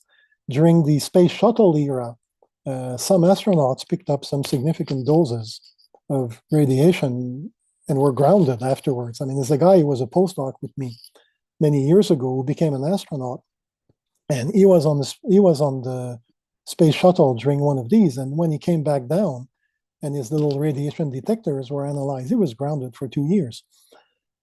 So at this point, so every once in a while they have these flare prediction contests. You know, everybody comes in with their flare prediction technique, and the target is really easy: to simply answer the following question. What is, if I give you an image of the sun, all the measurements that we have, you know, of an active region or something like that, will there or will there not be a flare higher than a certain intensity in the next 12 hours?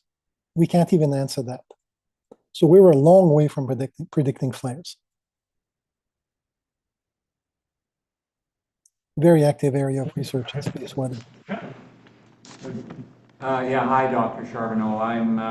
Question, I didn't hear you talk about the Parker Solar Probe. Yeah. I'm just wondering if, like, I know a big question in heliophysics has been the why the corona is so hot. Do you know if Parker Solar Probe has revealed any knowledge in terms of why the corona is so warm?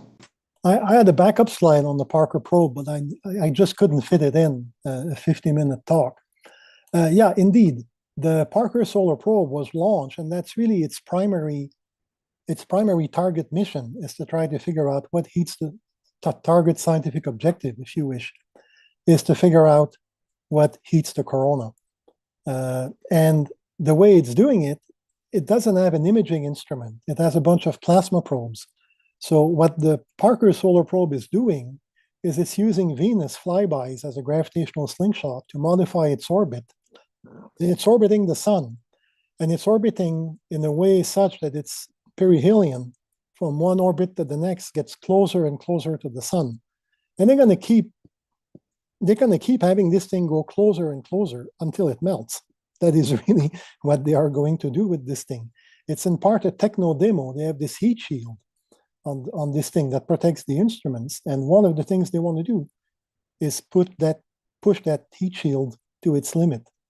Now, in terms of coronal heating, what the Parker Probe has been measuring is velocity and magnetic field fluctuations into the solar wind, in the corona and into the solar wind. It looks like the way that you heat the corona is by sending these waves, acoustic waves and magnetically modified acoustic waves. The sun generates a lot of these. But the problem that you have is that depending on the type of wave that we're talking about, they're either being reflected really close in, so they don't get into the corona, and the one class of waves, they're called Alfvén waves, that make it into the corona, they just go through the corona. They don't get absorbed unless you have something that enhances absorption. And one thing that can enhance absorption is turbulence. If the solar wind becomes turbulent, it becomes very irregular in its motion. And that's what the Parker Probe is trying to measure. One of the things it's trying to measure, how much turbulence is there in the solar wind, and is that turbulence enough to damp out the waves so that they can deposit their energy into the corona and heat it. So the jury's still out, but the Parker probe has been measuring turbulence into the solar wind, and people are trying to figure out if it's enough to damp the waves efficiently enough to transfer enough energy to heat the corona and keep it hot. So to be continued on that one. Quick question, if nobody else does. I'm curious about the mass loss with the coronal mass injection. How much of it, like, is it significant to the mass of the sun? Like, is it constant, it's under constantly ejecting mass? Yeah. Okay, so the solar wind, the mass that you lose in the solar wind, which is a continuous outflow, okay, or more or less continuous outflow, is between 10 to the minus 13 and 10 to the minus 14 solar masses per year. So in the course of its lifetime, about 10 billion years, 10 to the 10, the sun will have lost at most 0.1% of its mass to the solar wind.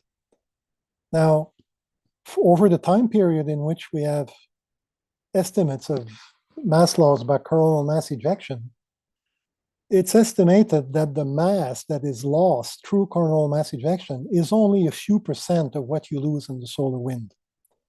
So even though they're very spectacular, they carry a lot of mass at very high speed. In terms of the mass budget, it's still a lot less than just the basic solar wind, even the quiet solar wind.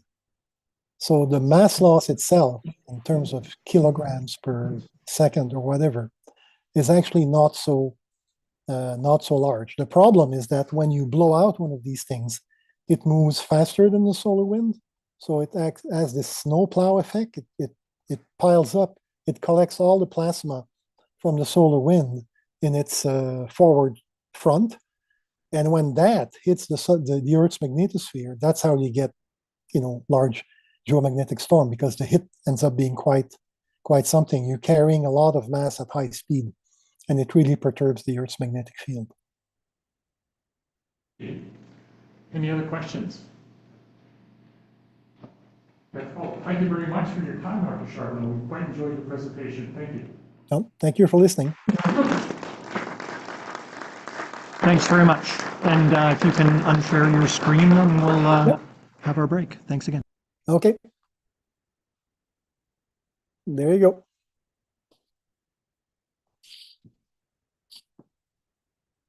Yeah, a little bit over time, but not too bad.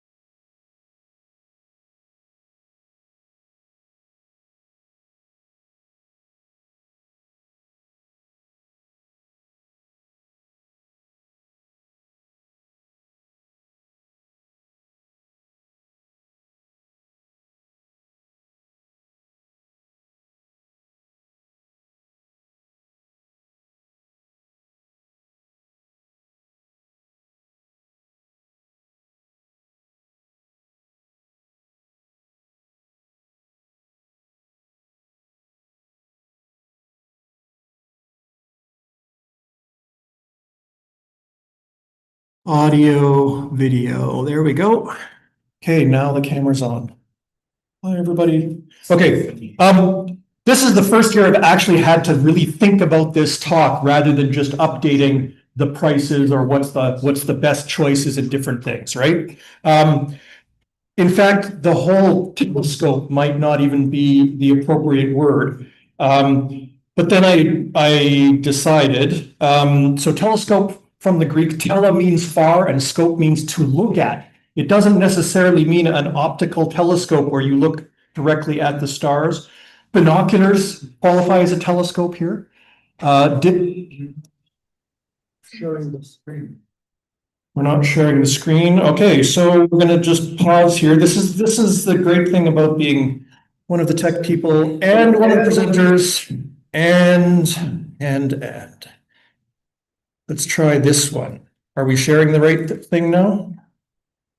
Yes. Yes. Excellent, fantastic. Okay, so even though some of the things that we talk about might not be traditional telescopes, trust me, they are. Because if we look at what does a telescope do? A telescope's job is to funnel light into your eye, to let you see more than you could see with just your eyes. Traditionally, that has meant taking a big aperture of some kind, whether it's a... These things on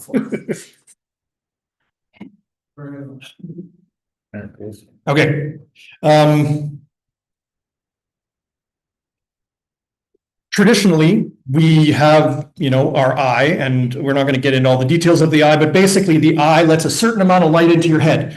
If you can jam more light into your head with a big funnel, and I don't recommend actually inserting a funnel into your pupil, that is not what this is about, but you get more light into your eye, onto the screen of your eye, if you want to think of it that way, and that gets to your brain. And in fact, you can do one better. You got two of them, most of people, and you can use both of those eyes to get twice as much light into your head.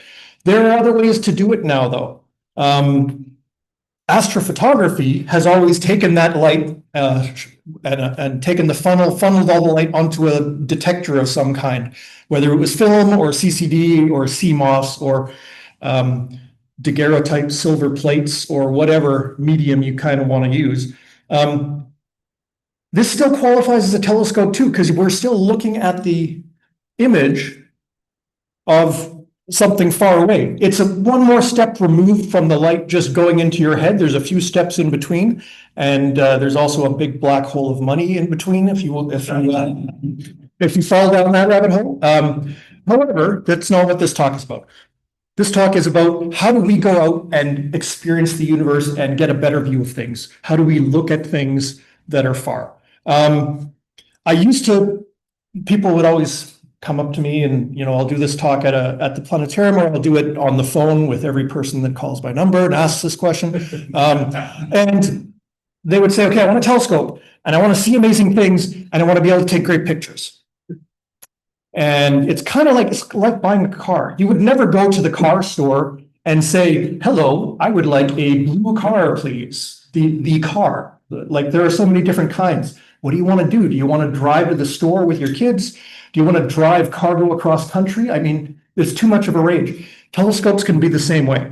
And I used to separate astronomy, visual astronomy, and astrophotography with this analogy. Visual astronomy is cross-country skiing. Astrophotography is biathlon. They start from the same place, but once you start shooting, there's a whole different skill set you have to do on top of that.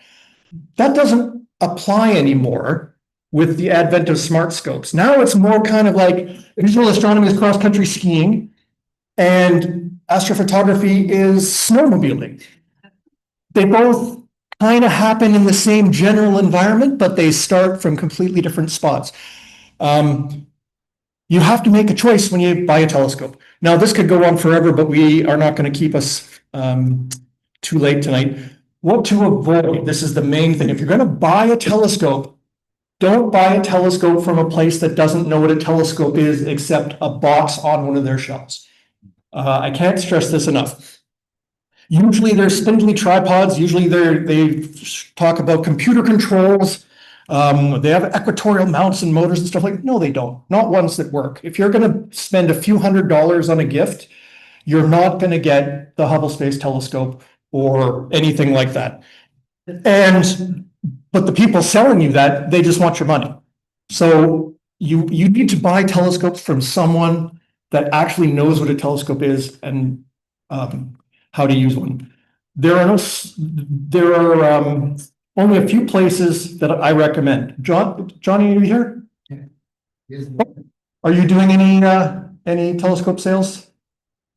Yeah, okay. Johnny is the only local Winnipeg place that sells telescopes that I would recommend. There are lots of places that sell telescopes, and if you work at one of them, I'm sorry. But generally they don't wind up working, and I get the phone calls in January saying, I got this telescope for Christmas and I don't know how to use it. So I recommend you talk to Johnny. Use one of the mail order places that our center has worked with. These 4 places will all give you a 5% discount on your telescope order if you give them your RASC membership stuff.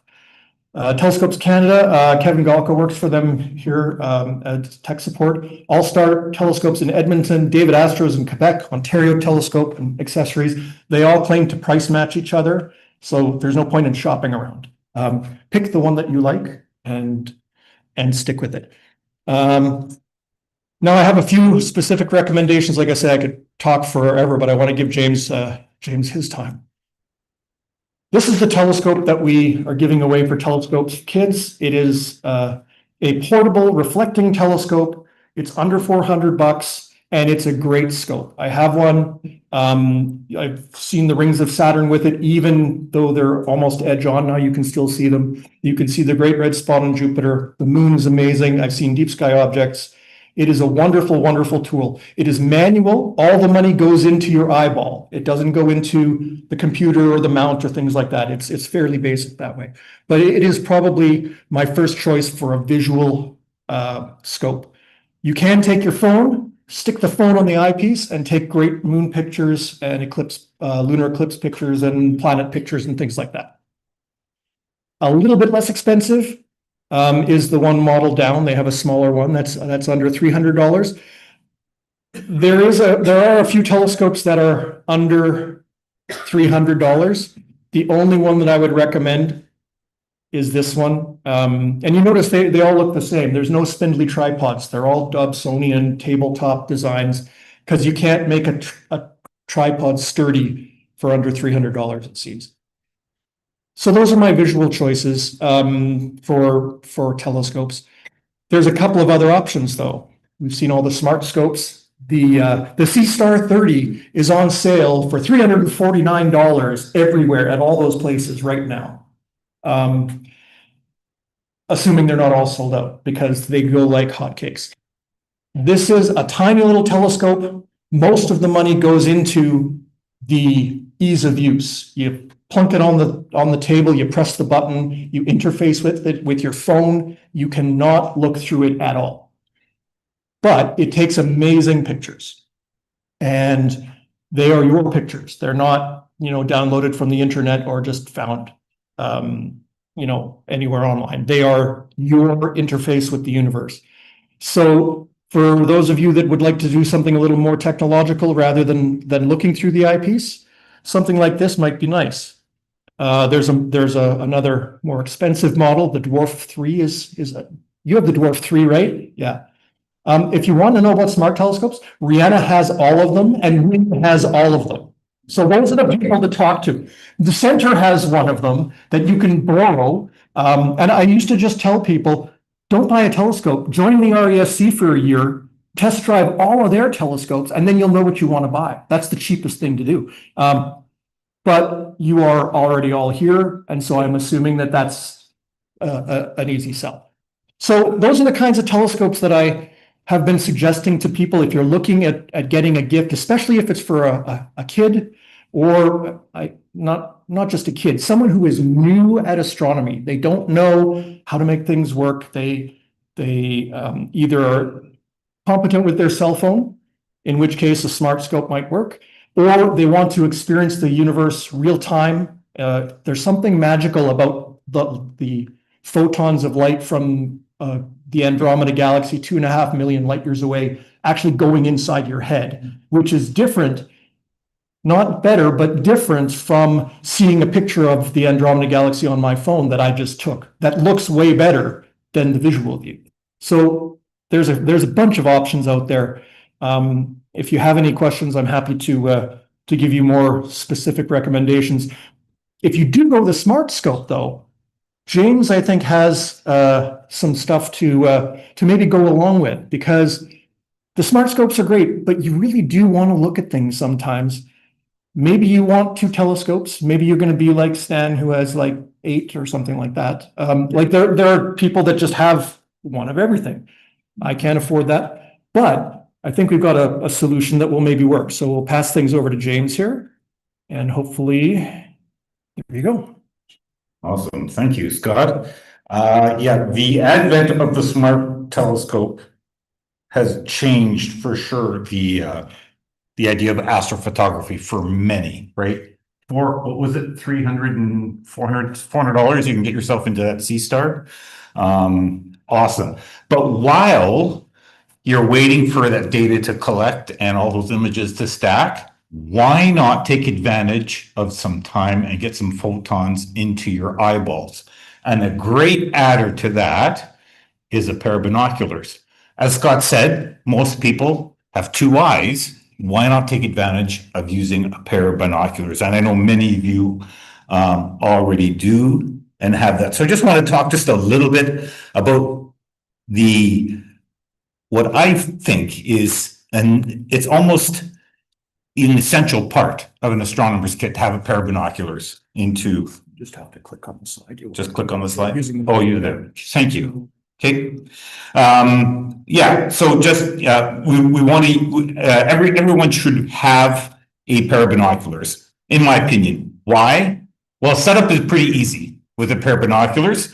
You set the IPD. That's the distance, right? You set the focus with either each ocular. You focus individually or focus properly. Once you get that set for yourself, you're viewing. Literally, if you have 10 minutes, you can get out and observe. Or if you're imaging and you have now 2.5 hours to kill, you could go inside and watch the hockey game.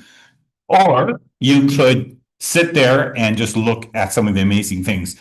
That Explore the Universe program that Adam just completed, you can do that with binoculars. I know someone that completed the entire Messier catalog with a pair of binoculars. It's maybe a little bit more of a challenge, but you can do it. Anyway, let's carry on. Easy to use, quick to set up, correct image. You don't have to turn yourself sideways or reverse image inside out. You get a larger field of view, right? Instead of seeing 4 stars in M45, the Pleiades star cluster, you can see the whole thing. The magnitude gain that binoculars give you over naked eye, now naked eye limiting magnitude, you get at least a 5 mag gain, which means you can see stars that are 100 times fainter than just with your naked eye. Just with a pair of binoculars. You don't need to go to a dark site. You can go just sit in your backyard, and that part of the sky looks like there's nothing there. Take your binoculars and wow, there's lots there, right? Now, aperture does matter, just like it does in telescopes, but at what cost? So we want to kind of go through some of the options. Again, we want to consider looking at ideal range is probably in that 10 by 50 kind of class of instrument. And again, when you look at a pair of binoculars, we usually see a number and an X and then another number beside it. The first number is the magnification or the power of the optics of the binocular. And then 5 is the size of the open end where the light comes in. That's the objective lens on the binocular. So a 10 by 50 binocular magnifies 10 times and has 50 millimeter objective lenses on the front. So those are very common. for a handheld size. Some other options would include 8x42, which is very popular. There's some 7x50 type sizes out there. I'm going to talk a little bit about the disadvantage of a 7x50 binocular here real quick if we have time. Things to look for, coatings, fully multi-coated optics, right?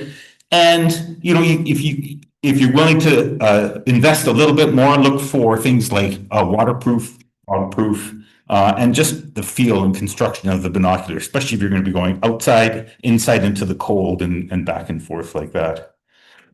So in the handheld regime, a couple of different options here. Now you can go crazy, and I don't like to necessarily say this one is the best one because we're all unique and different. What we can afford, what we like, how we're going to use them. But just some quick examples here. In the $100 to $200 price range, here I've got listed just a few options. The Celestron Outland 8x42. They also have a 10x42 option in there. The reason I say 10x42, 10x50, kind of the max range for handheld, is because they're heavy, right? And you stand there, even sitting in a chair, resting back, you know, maybe supporting, you know, your arms on your chest or whatever. There's a little bit of shaking in there, whatever. And at 10 times magnification, you're magnifying that shaking. So that would be about the size I would recommend for a handheld, kind of that, you know, 8 power, 10 power, 8x42. I have several pairs of 8x42 binoculars. I've got a 10x52. Love all of them. Those are a couple options there. If you're looking to spend a little bit more, the Celestron Nature DX 10x42. There's also a 10x50 option in that range. That's a good binocular. The Overlook 8x42 is a really nice binocular as well. A little bit higher priced. The last one there, actually, I just got a week ago, Bar and Stroud, which is hard to find in North America, but found someone on eBay. I got that binocular for $388 Canadian, landed, shipped, and everything. Gives me an 8.1 degree field of view, and I had it on a almost full moon about a week ago or so, a little bit more than a week ago. First night that I got it, and almost no CA, just crystal clear. That is an amazing binocular. Now, you're not going to see the rings of Saturn in that binocular, so expectations, right? But you can see so much with that binocular. Again, that's, if you want to talk to me, if you want to see them, I bought them here or whatever. Then we start getting into the larger binoculars, and here I'm talking about something, you know, things that are in the 60 millimeter, 70 millimeter objective lens and larger, where that's just getting too heavy or too heavy, large to hold steady, right? Your arms are going to get tired and the shaking is just going to be too. So typically we want to mount these onto a tripod. Again, we want to look for quality coatings. And when we are looking for a tripod and a mount, stability is very important. I generally like to recommend find a tripod and a mount that can handle at least twice the weight of the binoculars. So get away from those little camera tripods, unless you've got just a really smart, like that 8x42 and you want to mount them, right? The other thing to consider is how high that tripod will go. I'm 6'2". If I want to look up at 45, 50 degrees, right? I either have to get down on my knees and then look up at the, if the tripod doesn't go high, I like to use a tripod that goes up a little bit higher. You're going to invest a little bit more, but that's what you do. Cost, well, just like anything else, can go from $100 to a little bit more than that. So here is just a few in that larger range. A number of you have the Cometron 15x70s. Anything is better than nothing. And I've looked through some of those several pairs of those binoculars. Some are better than others, but you'll be amazed at what you can see there. The little bit higher end is the Skymaster version, 12x60 and a 25x70 they have. On there, are some options as well. A couple of areas you might want to consider if you want to look at a little bit more are the over 15 by 70 deluxe binoculars. Typically, those are purchased through the US. B&H Photo is a good place to find those, or Overwork Direct out of Ohio, I believe. And then if you're looking for a little bit higher on the price range on a mounted pair, APM makes a really nice. I have the 20 by 80 APM, but those do start getting a little bit more pricey. And then there's the binocular telescope. And as you can see, they're priced from $2,000 to ridiculous. But the advantage here is you have interchangeable eyepieces so you can adjust your magnification, you can adjust your wide field, you can go high power. I've had mine up to almost 200 power on Saturn, but I can run them at 20 power and go, 3.5 degree field of view. Those are some of the manufacturers. There are more, there are others. If you're interested in looking into something like that, then I'm happy to chat with you a little bit more. One little quick thing here before I hand it back over to Scott. When we consider, this would go for not just binoculars, but telescopes as well. There's lots of talk about magnification, right? You'll go to those department stores and you'll see a telescope that says 300x power. That must be a great telescope. You're never going to run a telescope, especially a little 60 millimeter, 80 millimeter refractor at 300 power. You're just not going to see anything. So please don't fall for that. If it advertises ridiculously high powers, I don't know. Like I said, I've observed Saturn in my binocular telescope near 200 power. That's about as, I don't know if I've ever observed much higher than that, and being able to actually resolve much. Now, I don't have a 15, 16-inch Dob or anything, but power is one thing, but exit pupil and eye relief. Eye relief is just the distance from the last glass surface, the ocular, to your eyeball, right? And if you wear glasses, sometimes, that can be frustrating. You feel like you can't get close enough to the optics, to the eyepiece or to the binoculars to get the true field of view. It looks like you're looking through straws. So you want to look for optics that have a longer eye relief on them. And then the exit pupil. So the exit pupil is that little circle of light that shines into your pupil, into your eye, right? And that is, first of all, we want it to be round, right? I have a pair of binoculars at home where it's a triangle and your eyeball is not shaped like a triangle. So I wouldn't recommend those binoculars. But again, some things to consider are the size of the exit pupil, because what happens when we get to dark conditions, our pupils dilate, right? They get larger, allowing more light to come into the eye, right? And that's why where's Astro Diablo? Is he still here? Oh, anyway, we don't like bright lights when we're in the dark, because that destroys our dark adaptation and shrinks our pupil back down. Then it takes a while for it to get larger, right? The math on that is pretty simple right there. It's basically the diameter of the objective lens into the magnification. So if you have an 80 millimeter pair of binoculars at 20 power, you're getting a 4 millimeter exit pupil on that binocular. Now, under normal conditions, your pupil might be 2 millimeters, somewhere in that range, like just regular daylight. I'm 56 years old, so it's going to be I might, under really dark skies, get into a 6 millimeter exit pupil, somewhere in that range, right? But that would have to be a pretty dark side. If I'm observing from my backyard in North Kildonan, right, I'm not getting a 7 millimeter exit pupil, right? So if we do the math on a 7 by 50 binocular, what size exit pupil do we get? 7.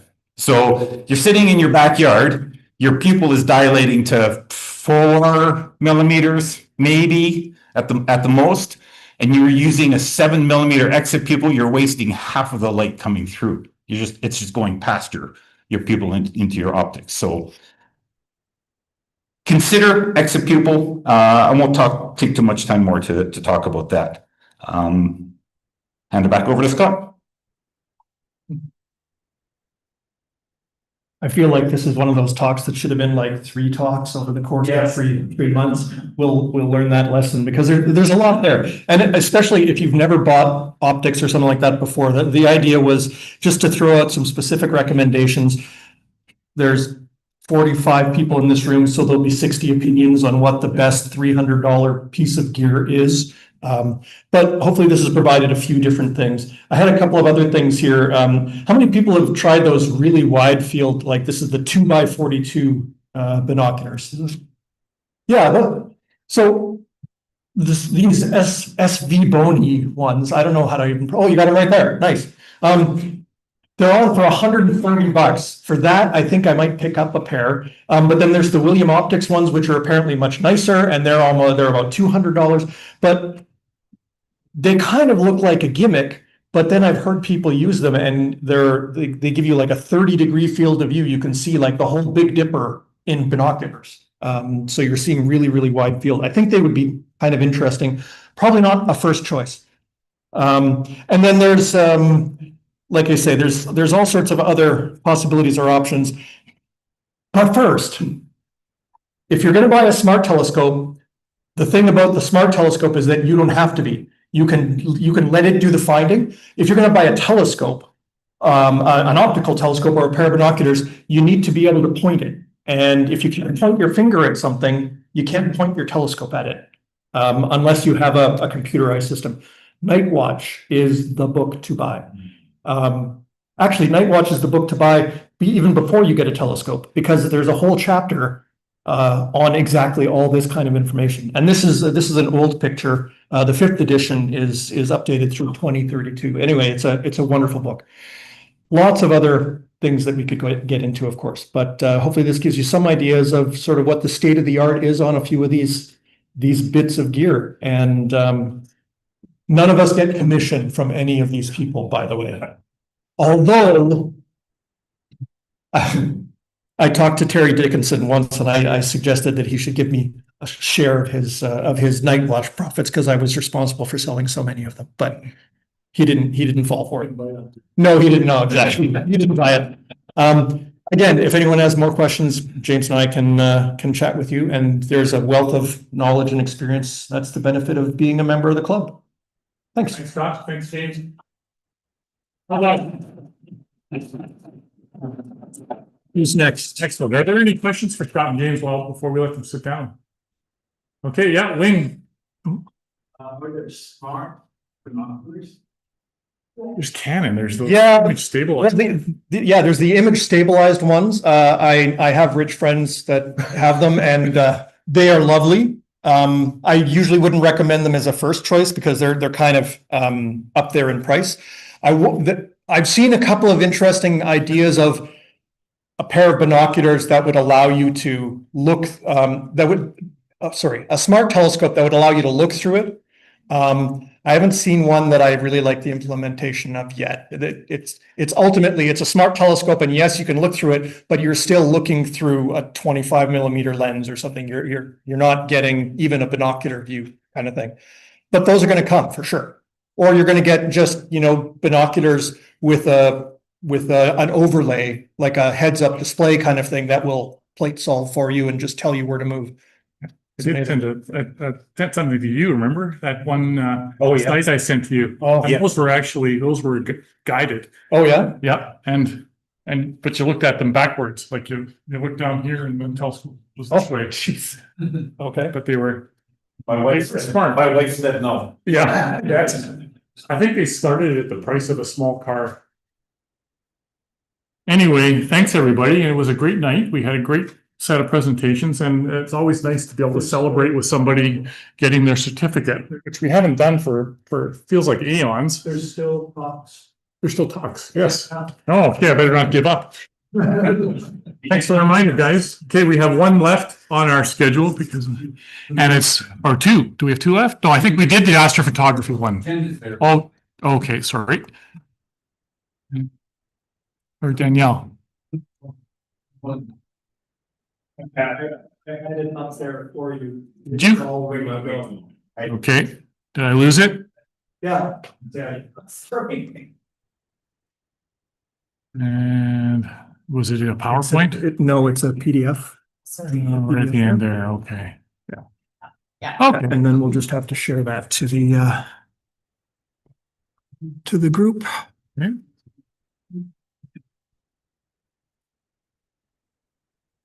There we go. Great, well, thank you. What's in, here's the mic. Thank you. Thank you. All right, can everybody hear me okay? Yeah, I can hear myself. All right, hello, everybody. For those of you I haven't met, my name is Danielle Hood. I'm an instructor in the Department of Physics and Astronomy here at the U of M. So I'll be doing the What's New presentation, and today I will be talking about, will it work? Oh, too many. All right, so I was aiming to do like a smattering of different stories, and then I just got really fixated with this one, so sorry. But there are some recent results that paint the Pleiades in a brand new light. And so I think I get charmed every time we learn something new about something that we've known about for a very long time. And so the paper that I'll be presenting today is Lost Sisters Found. Tess and Gaia Reveal a Dissolving Pleiades Complex. And it was published just a few days ago in the Astrophysical Journal. Nope, I'm doing two. Okay, oh no. We're gonna do this. There we go. All right, so here's the paper.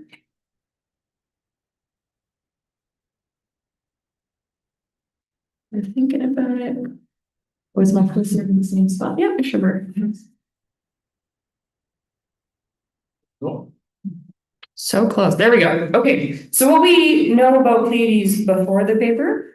So the Pleiades has many names: the Seven Sisters, Subaru, M45. It's an open star cluster that's been known and written about in human history for at least 100,000 years. It's a tight-knit family of 7 stars with our naked eye, with telescopes, a few hundred to a few thousand, depending on the sources. It's about 440 light years away. And I discovered today that there was a big controversy in 1997 with its distance from the Hipparcos data that put it closer and was on the verge of throwing all of astronomy into having to rethink their luminosity temperature relationship. But there was some interferometry data that came up and resolved it a few years later. And the Pleiades as a cluster are about 100 million years old. Let's see this. All right. So a group of astronomers from the University of North Carolina in Chapel Hill took some observations with both the TESS and the Gaia satellites and some ground-based spectroscopic surveys. And what they discovered, or what they're positing in this paper, is that the visible cluster is just the core of a much larger grouping of stars. They're calling it the Greater Pleiades Complex. It's a large stellar association. They're stating that it contains more than 3,000 stars, spans over or nearly 2,000 light years, and it links the Pleiades to other known stellar groups. And so a quote from the lead author, which is a graduate student, says thousands of long-lost siblings scattered across the whole sky. And the cluster itself would be about 20 times larger in space than originally thought.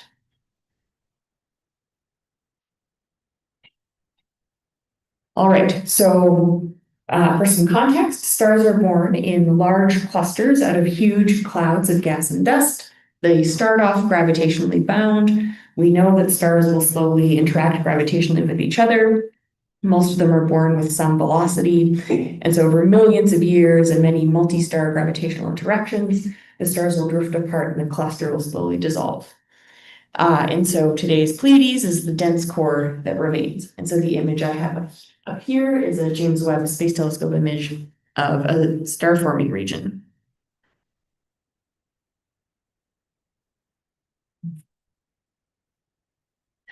Okay, so the SETI itself So we have, I'm going to take you through a number of figures in the paper. And so this first figure represents TESS data. So, which is the Transiting Exoplanet Survey Satellite. And so they've used fluctuations in brightness and ruled out planets, but assumed maybe it was a sunspot or a stellar spot, and then measured the rotation of the stars from there.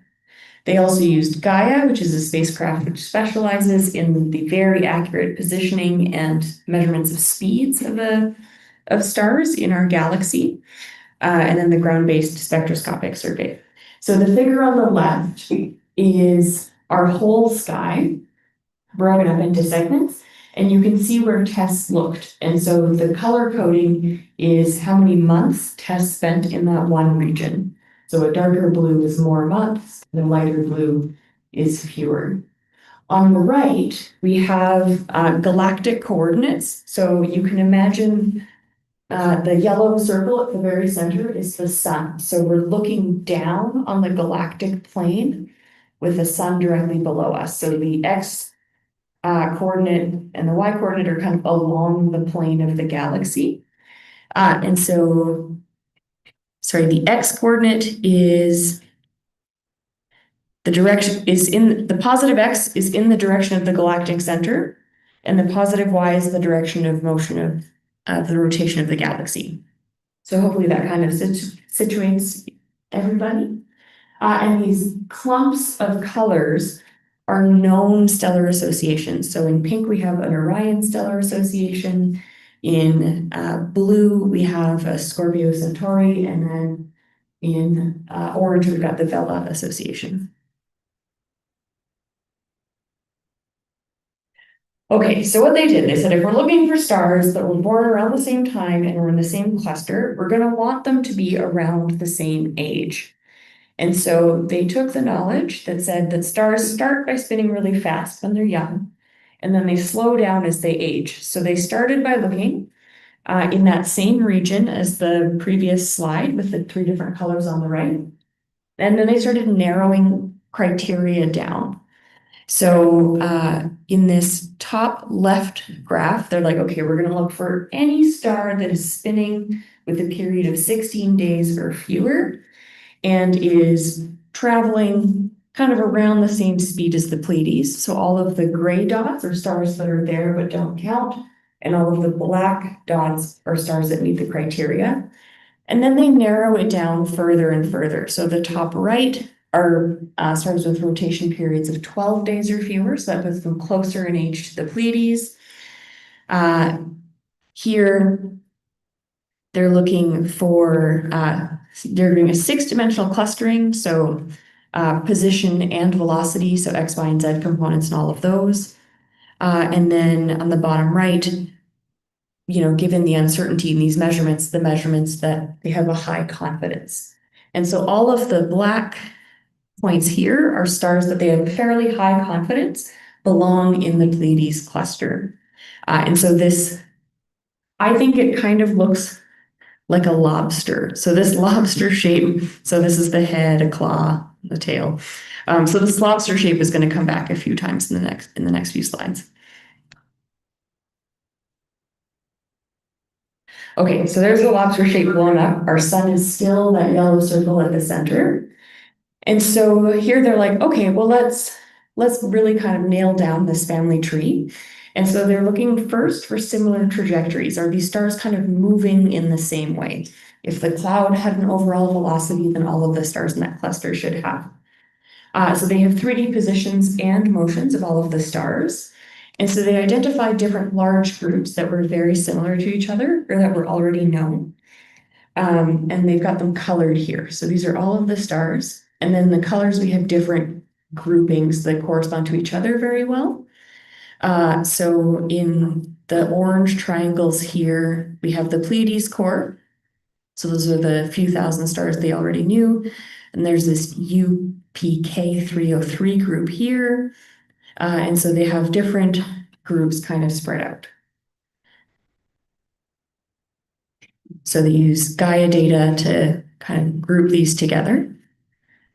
They then do this for every group. This is, so there are many of these figures. I just chose one. So this is the UPK 303 group. So the blue group that was just kind of directly above the Pleiades. So this is that XY, the top left is that XY graph we saw before. So in orange, we have the Pleiades, and in blue, we have this group. So this is looking down from above on the galaxy. This graph and this graph are doing different transverse slices. So here we're looking from the side. And so it's kind of looking, so instead of looking at me from above, you're looking at me from the front, then you're looking at me from the side. You're looking at how these things are spaced out. And so you can see that no matter how you look at them, these stars are pretty close together. This middle row is the velocity. And so we have the velocity. So here we've broken down the X, Y, and Z components of the velocity, and they're calling them V, U, and W. And so again, we're just kind of slicing the velocity in three different ways. So in gray, you just have like random stars in the area. And then in blue and orange, you have them grouped together. This tall diagram on the bottom left is the color magnitude diagram. So how bright is the star of a particular color or temperature? And again, you can see that all of the stars from this group are quite tightly forming a nice line. Oh, I can't, okay. This one is a period versus temperature. So it's like essentially an age versus temperature graph. And these two are, oh no. No. Escape. The escape key, yeah, tap some of those. That's what I tried to hit. It's this one. Okay, we'll see if I'll just click something else. So we'll see, fingers crossed. There we go, best wishes. Okay. So we've grouped them together in terms of positions and speeds. If all of the stars were formed from the same gas cloud, then we would also expect them to have similar chemical composition if they were all made from the same cloud with the same kind of stuff. And so from ground-based spectroscopy surveys, the authors used the metallicity, so how many heavy elements relative to other heavy elements or relative to hydrogen each of these stars had. So again, the Pleiades are the orange triangles. And the vertical lines are the uncertainty in their measurements. The UPK 303 are the blue triangles again, and so those different groups are there. The y-axis is how much of a particular element is present relative to iron in that star. And then the x-axis, you see that there are different chemical elements. So there's carbon, nitrogen, etc. And so the top graph is from one data source and the bottom graph is from a different data source. And so you can see that the elements that are present, some of them overlap, but not all of them. Some of the results are similar, but not all of them. And then the gray circles are the field stars. So you can see that like for carbon, this grouping is very different than a random field star. It's less convincing for oxygen. So they find this really compelling. I don't know, some of these error bars are pretty big. So I don't find this to be the most compelling of their arguments, but it's good that they have it. And then they used computer simulations to take the velocities from Gaia and then trace things backwards. And so they did this for all of the groups. And so so what they did is they said, okay, well, what is the median distance between this group of stars and the Pleiades core group as a function of time? So they traced back more than 100 million years. And you can see that the distance stays relatively similar, but there's a time where it was a little bit closer, and it's around 75 million years for all of them, for all these different groups. And these gray squiggly lines are, again, field stars that are in the area but have different velocities. So you can see that even for the same region, there are certain stars that are going to be in very different places in 100 million years. And so they're using this as evidence to say, again, you know, if you trace these stars back in time, then there's a good chance that they were closer together in the past. So this is the lobster diagram, but color coded differently this time. So again, we're looking, the sun's in the middle, and we're looking at this region of the sky from on top. And here, instead of color coding the stars by their groupings, they've color coded them by when these stars would have been closest to the Pleiades. And so the light yellow stars would have been closest to the Pleiades between 0 and 20 million years ago. If you see this kind of like mulberry purple color, it's between 60 and 80 million years ago.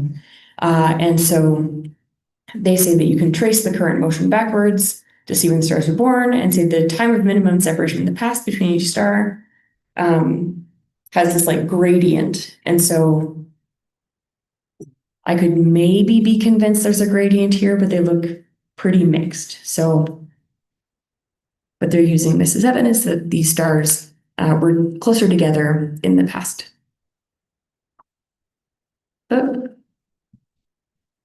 Okay, so if these stars really do come from the same kind of giant cluster complex, then there's a huge number of stars that are in our neighborhood that could be gravitationally bound or be related. And so the full extent of the greater Pleiades complex, as it would appear on the night skies from our perspective here on Earth, is what's shown here. And this is figure 15 in the diagram. And so this is if you were looking south from UNC Chapel Hill. But so the green cluster kind of close to the center is the Pleiades cluster as we know it. You can see Orion and Taurus and the Big Dipper in blue, just to kind of orient yourself. But all of the white dots would belong to the Pleiades supercluster. Yeah, so they would, fill quite a bit of the sky.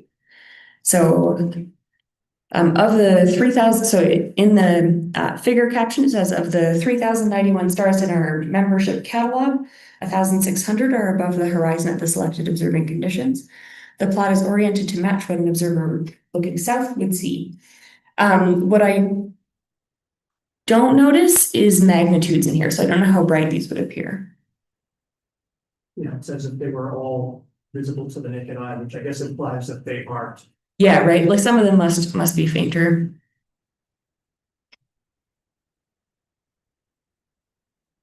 Okay, so what the implications of this paper are that the visible Pleiades cluster is but the core of a much larger group of stars. They're calling it the Greater Pleiades Complex, which is a stellar association. It contains over 3,000 stars and spans almost 2,000 light years. So the Pleiades would be more than 20 times larger than what we thought. So the implications for this is that many stars near the sun are part of a large extended complex. Astronomers can identify stellar groups using spin aging technique for stars too scattered to detect via older methods. So this is an interesting way to age stars. Understanding groups and group dynamics on a large scale can help astronomers learn about the architecture and evolution of our galaxy and its galactic structure. And astronomers will be better able to reconstruct the birth environment of stars and of planets. Okay, thanks. Any questions?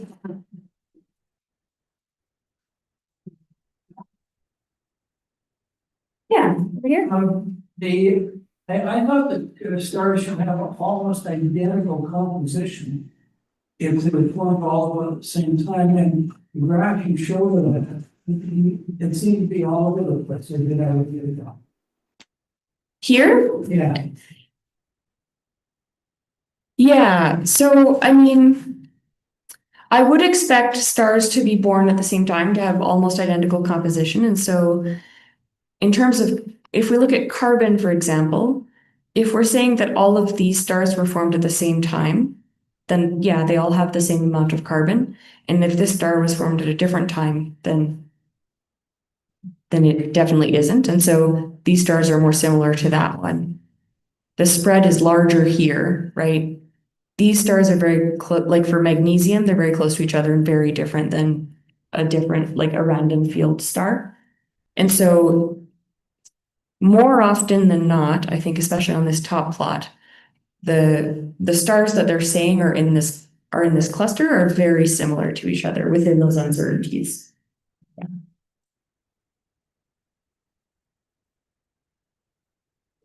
Okay, great. Very like that. Thanks. Excellent. Okay, last presentation for the evening is what's up for this month from Jay. Not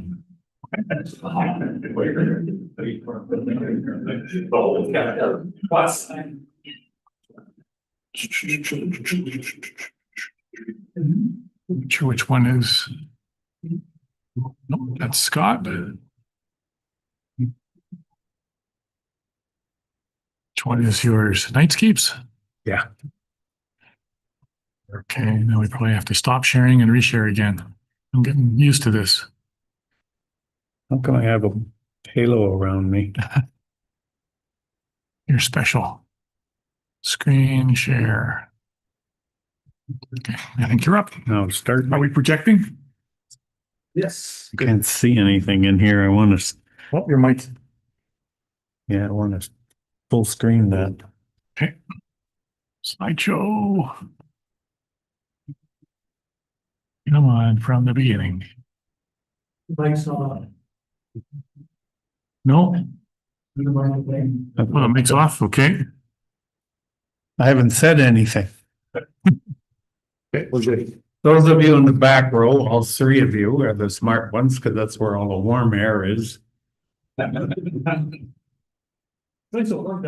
Before I start, I want to mention one thing. A couple of days ago, we got a notice that Jack Newton had died. Jack Newton was president of this outfit back in the early 1970s. Those of us who've been in this club from that time remember him. Jack built himself an international reputation. He left Winnipeg and went on work down east in Ontario and then out to West Coast. But he was one of the first people to start doing astrophotography with film and particularly with color film. He was one of the first people to start using cooled cameras, using hypersensitized film, all of the techniques we went through back in the 70s and 80s and 90s before CCDs. In the end, he set up a community in Arizona called Arizona Star Village, convinced the developer to put in houses there, people bought, and now when you go to Arizona Sky Village, every yard has an observatory in it, and some of them have 2 or 3. A number of us have spent many springs going down to Arizona Sky Village and meeting with Jack. Jack was the kind of guy who worked with just about all of the products on the market, the kind of guy that Mead would say, you know, we have this prototype 24-inch Smith Cassegrain, how'd you like to try it out? And he'd try it out and he'd say, you know, I don't really like it. And he said, well, we don't have a market for it anyway, why don't you keep it? And so he put it in the garage because he didn't really like it, and besides, everybody else was giving him telescopes. This Arizona Sky Village and this place near Osoyoos in BC had a number of automatic telescopes that every night opened up to the sky and photographed galaxies looking for supernovae, and part of a group of people that discovered well over 100 supernovas.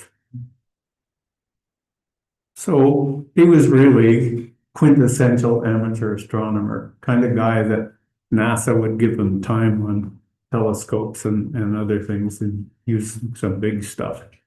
So I think you'll find some references to him online. And he certainly be missed, and it's kind of a nice thing that he started his career in Winnipeg. Having said that, let's have a look at what's going to happen this month coming up. Well, I want to say something about the solar cycle in view of the event of last week with all the auroras, and you can see with some other things. It's not a particularly busy month for events. But we'll start with the solar cycle. As you can see here, the graph of sunspot numbers that we passed the peak and are now on our way down on the solar cycle. And it'll take about another, it looks like about 29 or so. They're gonna bring us down to the next minimum. Well, one of the characteristics of the solar cycle is that you get more auroral activity on the downside of it than you do at the peak or on the way up. And I think we probably saw a little bit of an example of that 3 days ago, 4 days ago. You can see that the peak, you look at the find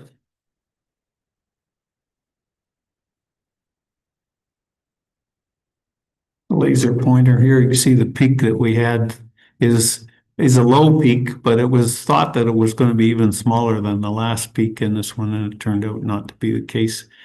And so it looks like maybe we'll have a stronger solar cycle next time, but we'll wait 11 years and see whether that comes true or not. Some of you will. Anyway, this is a picture Judy took the other night, but I know all of you got great pictures and it was so much publicity about it. It was really marvelously dynamic event and more red than I've ever seen in the sky. Anyway, when we look at what this night sky looks like, I've got the 10th of this month and the 10th of next month. And you see the Milky Way in the sky is doing what we've been talking about for the last couple of months, gradually sinking into the western horizon, and the outward looking parts of the Milky Way in here on the other sky are moving around month by month as they move toward the south. So we're looking into the center of the Milky Way here, and that's disappearing, and we're looking out away from the Milky Way here, and that's what's coming up. But in the meantime, we've still got some pretty nice objects to look at in the sky, because this part of the Milky Way has a lot of things in it. And while the real goodies are down in here and pretty hard to see, you can still find a few objects. But once we get into the next month, we're starting to get into this area where all the good stuff is fading away. And this is fairly early in the night at 10 o'clock. So by midnight, it's even lower. So now we're starting to see some of the stuff that's sort of in between the Milky Way and the galaxy clusters that we see later in the winter. And of course, the big thing here is the the Orion Nebula in here, which is rising up at 10 o'clock. It isn't up this month. So as we get later and later into the next month, the Orion Nebula will be rising earlier and earlier each evening. And of course, by 1 or 2 in the morning, it'll be up high in the sky. So that's usually one of the best targets for us. But there's also lots of other things in here as well that you can spend some time watching. Some of them are here. The Andromeda Nebula up on the upper left here is just about overhead at this time of year, which is really good. It's bright. It can be seen by eye if you want binoculars, or do a nice job on it. And of course, it's easily photographed if you've got sea stars or even just a camera on a tripod. You don't even have to do anything than open it up. We've got the double cluster here that's up just outside of Cassiopeia. It's easy to find in Perseus. We get M33, which is another galaxy that's actually very close to the Andromeda galaxy. And of course, we have the Pleiades here, which is the star cluster that we just had a little chat about. So those are some of the easy things that can be done with binoculars. You want a dark sky if you're going to go look at the Triangulum Nebula here, M33. But other than that, the rest of it is essentially naked eye items. Planets, this is the month when everything goes behind the sun. So you can see from this, look, there's a number of things that are too close to the sun. But Jupiter and Saturn are still up, and Jupiter especially pretty bright when it's coming up right now after midnight. But by the time we get to next month, it'll be rising earlier in the night and up all night long, easy to see. If you're into the fainter stuff, Uranus and Neptune are both also well positioned. but Venus and Mars are disappearing into the sun. Mercury is there and but is coming out again. And it has a pretty quick orbit, so it changes position. So on the 7th, Mercury is what we call the greatest western elongation. That means that here the red line is Mercury's orbit, and you can see at that point it's at its farthest point away from the sun, which I put on this chart. The sun is down here below the horizon. So it gives you an idea of what we mean by greatest elongation. When the ecliptic is here, the green line, that's the line followed by the planets in their orbit, and you can see the ecliptic comes up from the horizon at a fairly steep angle, which means that Mercury gets high in the sky, whereas other times of the year the ecliptic comes up at a much shallower angle.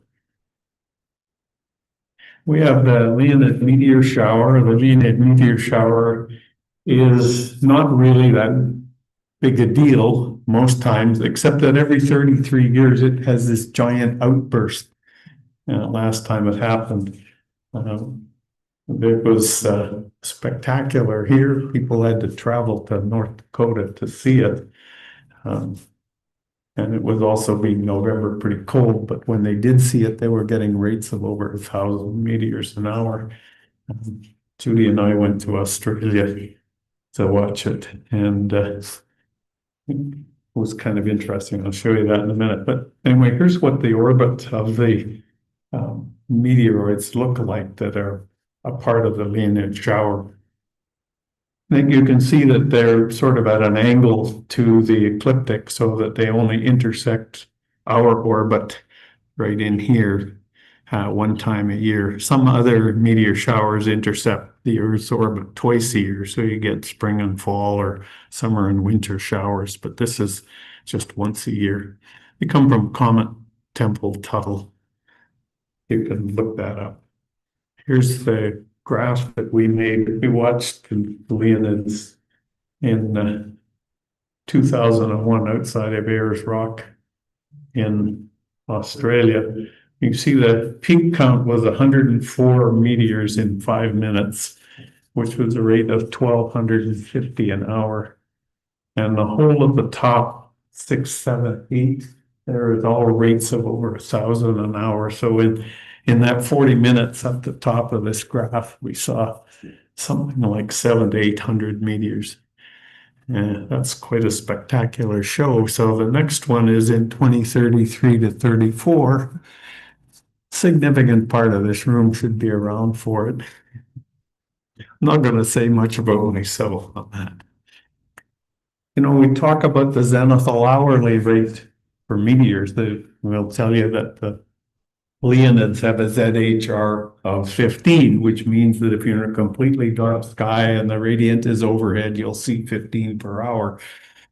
But if it happens to be a little lower in the sky, or you don't have the ability to see to magnitude 6.5, you can see all of these conditions. It's the hourly rate that you actually observe. We see how long you spent watching with as part of it, how much of your sky you can see. You're perfectly flat all around you. Are there trees in the way or buildings in the way? How deeply you can see. They assume the average human being can see down to 6.5 magnitude. For me, it's probably like 4.5. For Judy, it's probably 7 or 8. The altitude in the sky is ours that is a complicated, and that's kind of an impression of how many bright versus faint meteors you get in the typical shower. So if it's a fast moving orbit, then you'll get bright ones. And if it's a slower moving orbit, then you're going to get fainter ones. And you put it all together, and I calculate in the city what 15 meteors per hour would be in the city, and in fact it works out. You'll see 1 meteor every 2 hours. So you don't go and watch the Leonid meteor shower in the city, but if you go to Glenley, you get up to 3 per hour. So this is not a shower. Wait till 2033 and go look at the Leonids. But they do come in pretty fast, and they give you some pretty bright ones when you do see them. Better is the Geminid meteor shower, which is coming up in December. That one peaks out at typically around 120 per hour, sometimes 150. And so when you do the same calculation here, you can see that given it's higher up in the sky than the Leonid, so we get some benefit from the altitude. I see if you can see the magnitude 6, I assume WG equals 4 means it's 4 in the city of Winnipeg. I give it a population of 2 because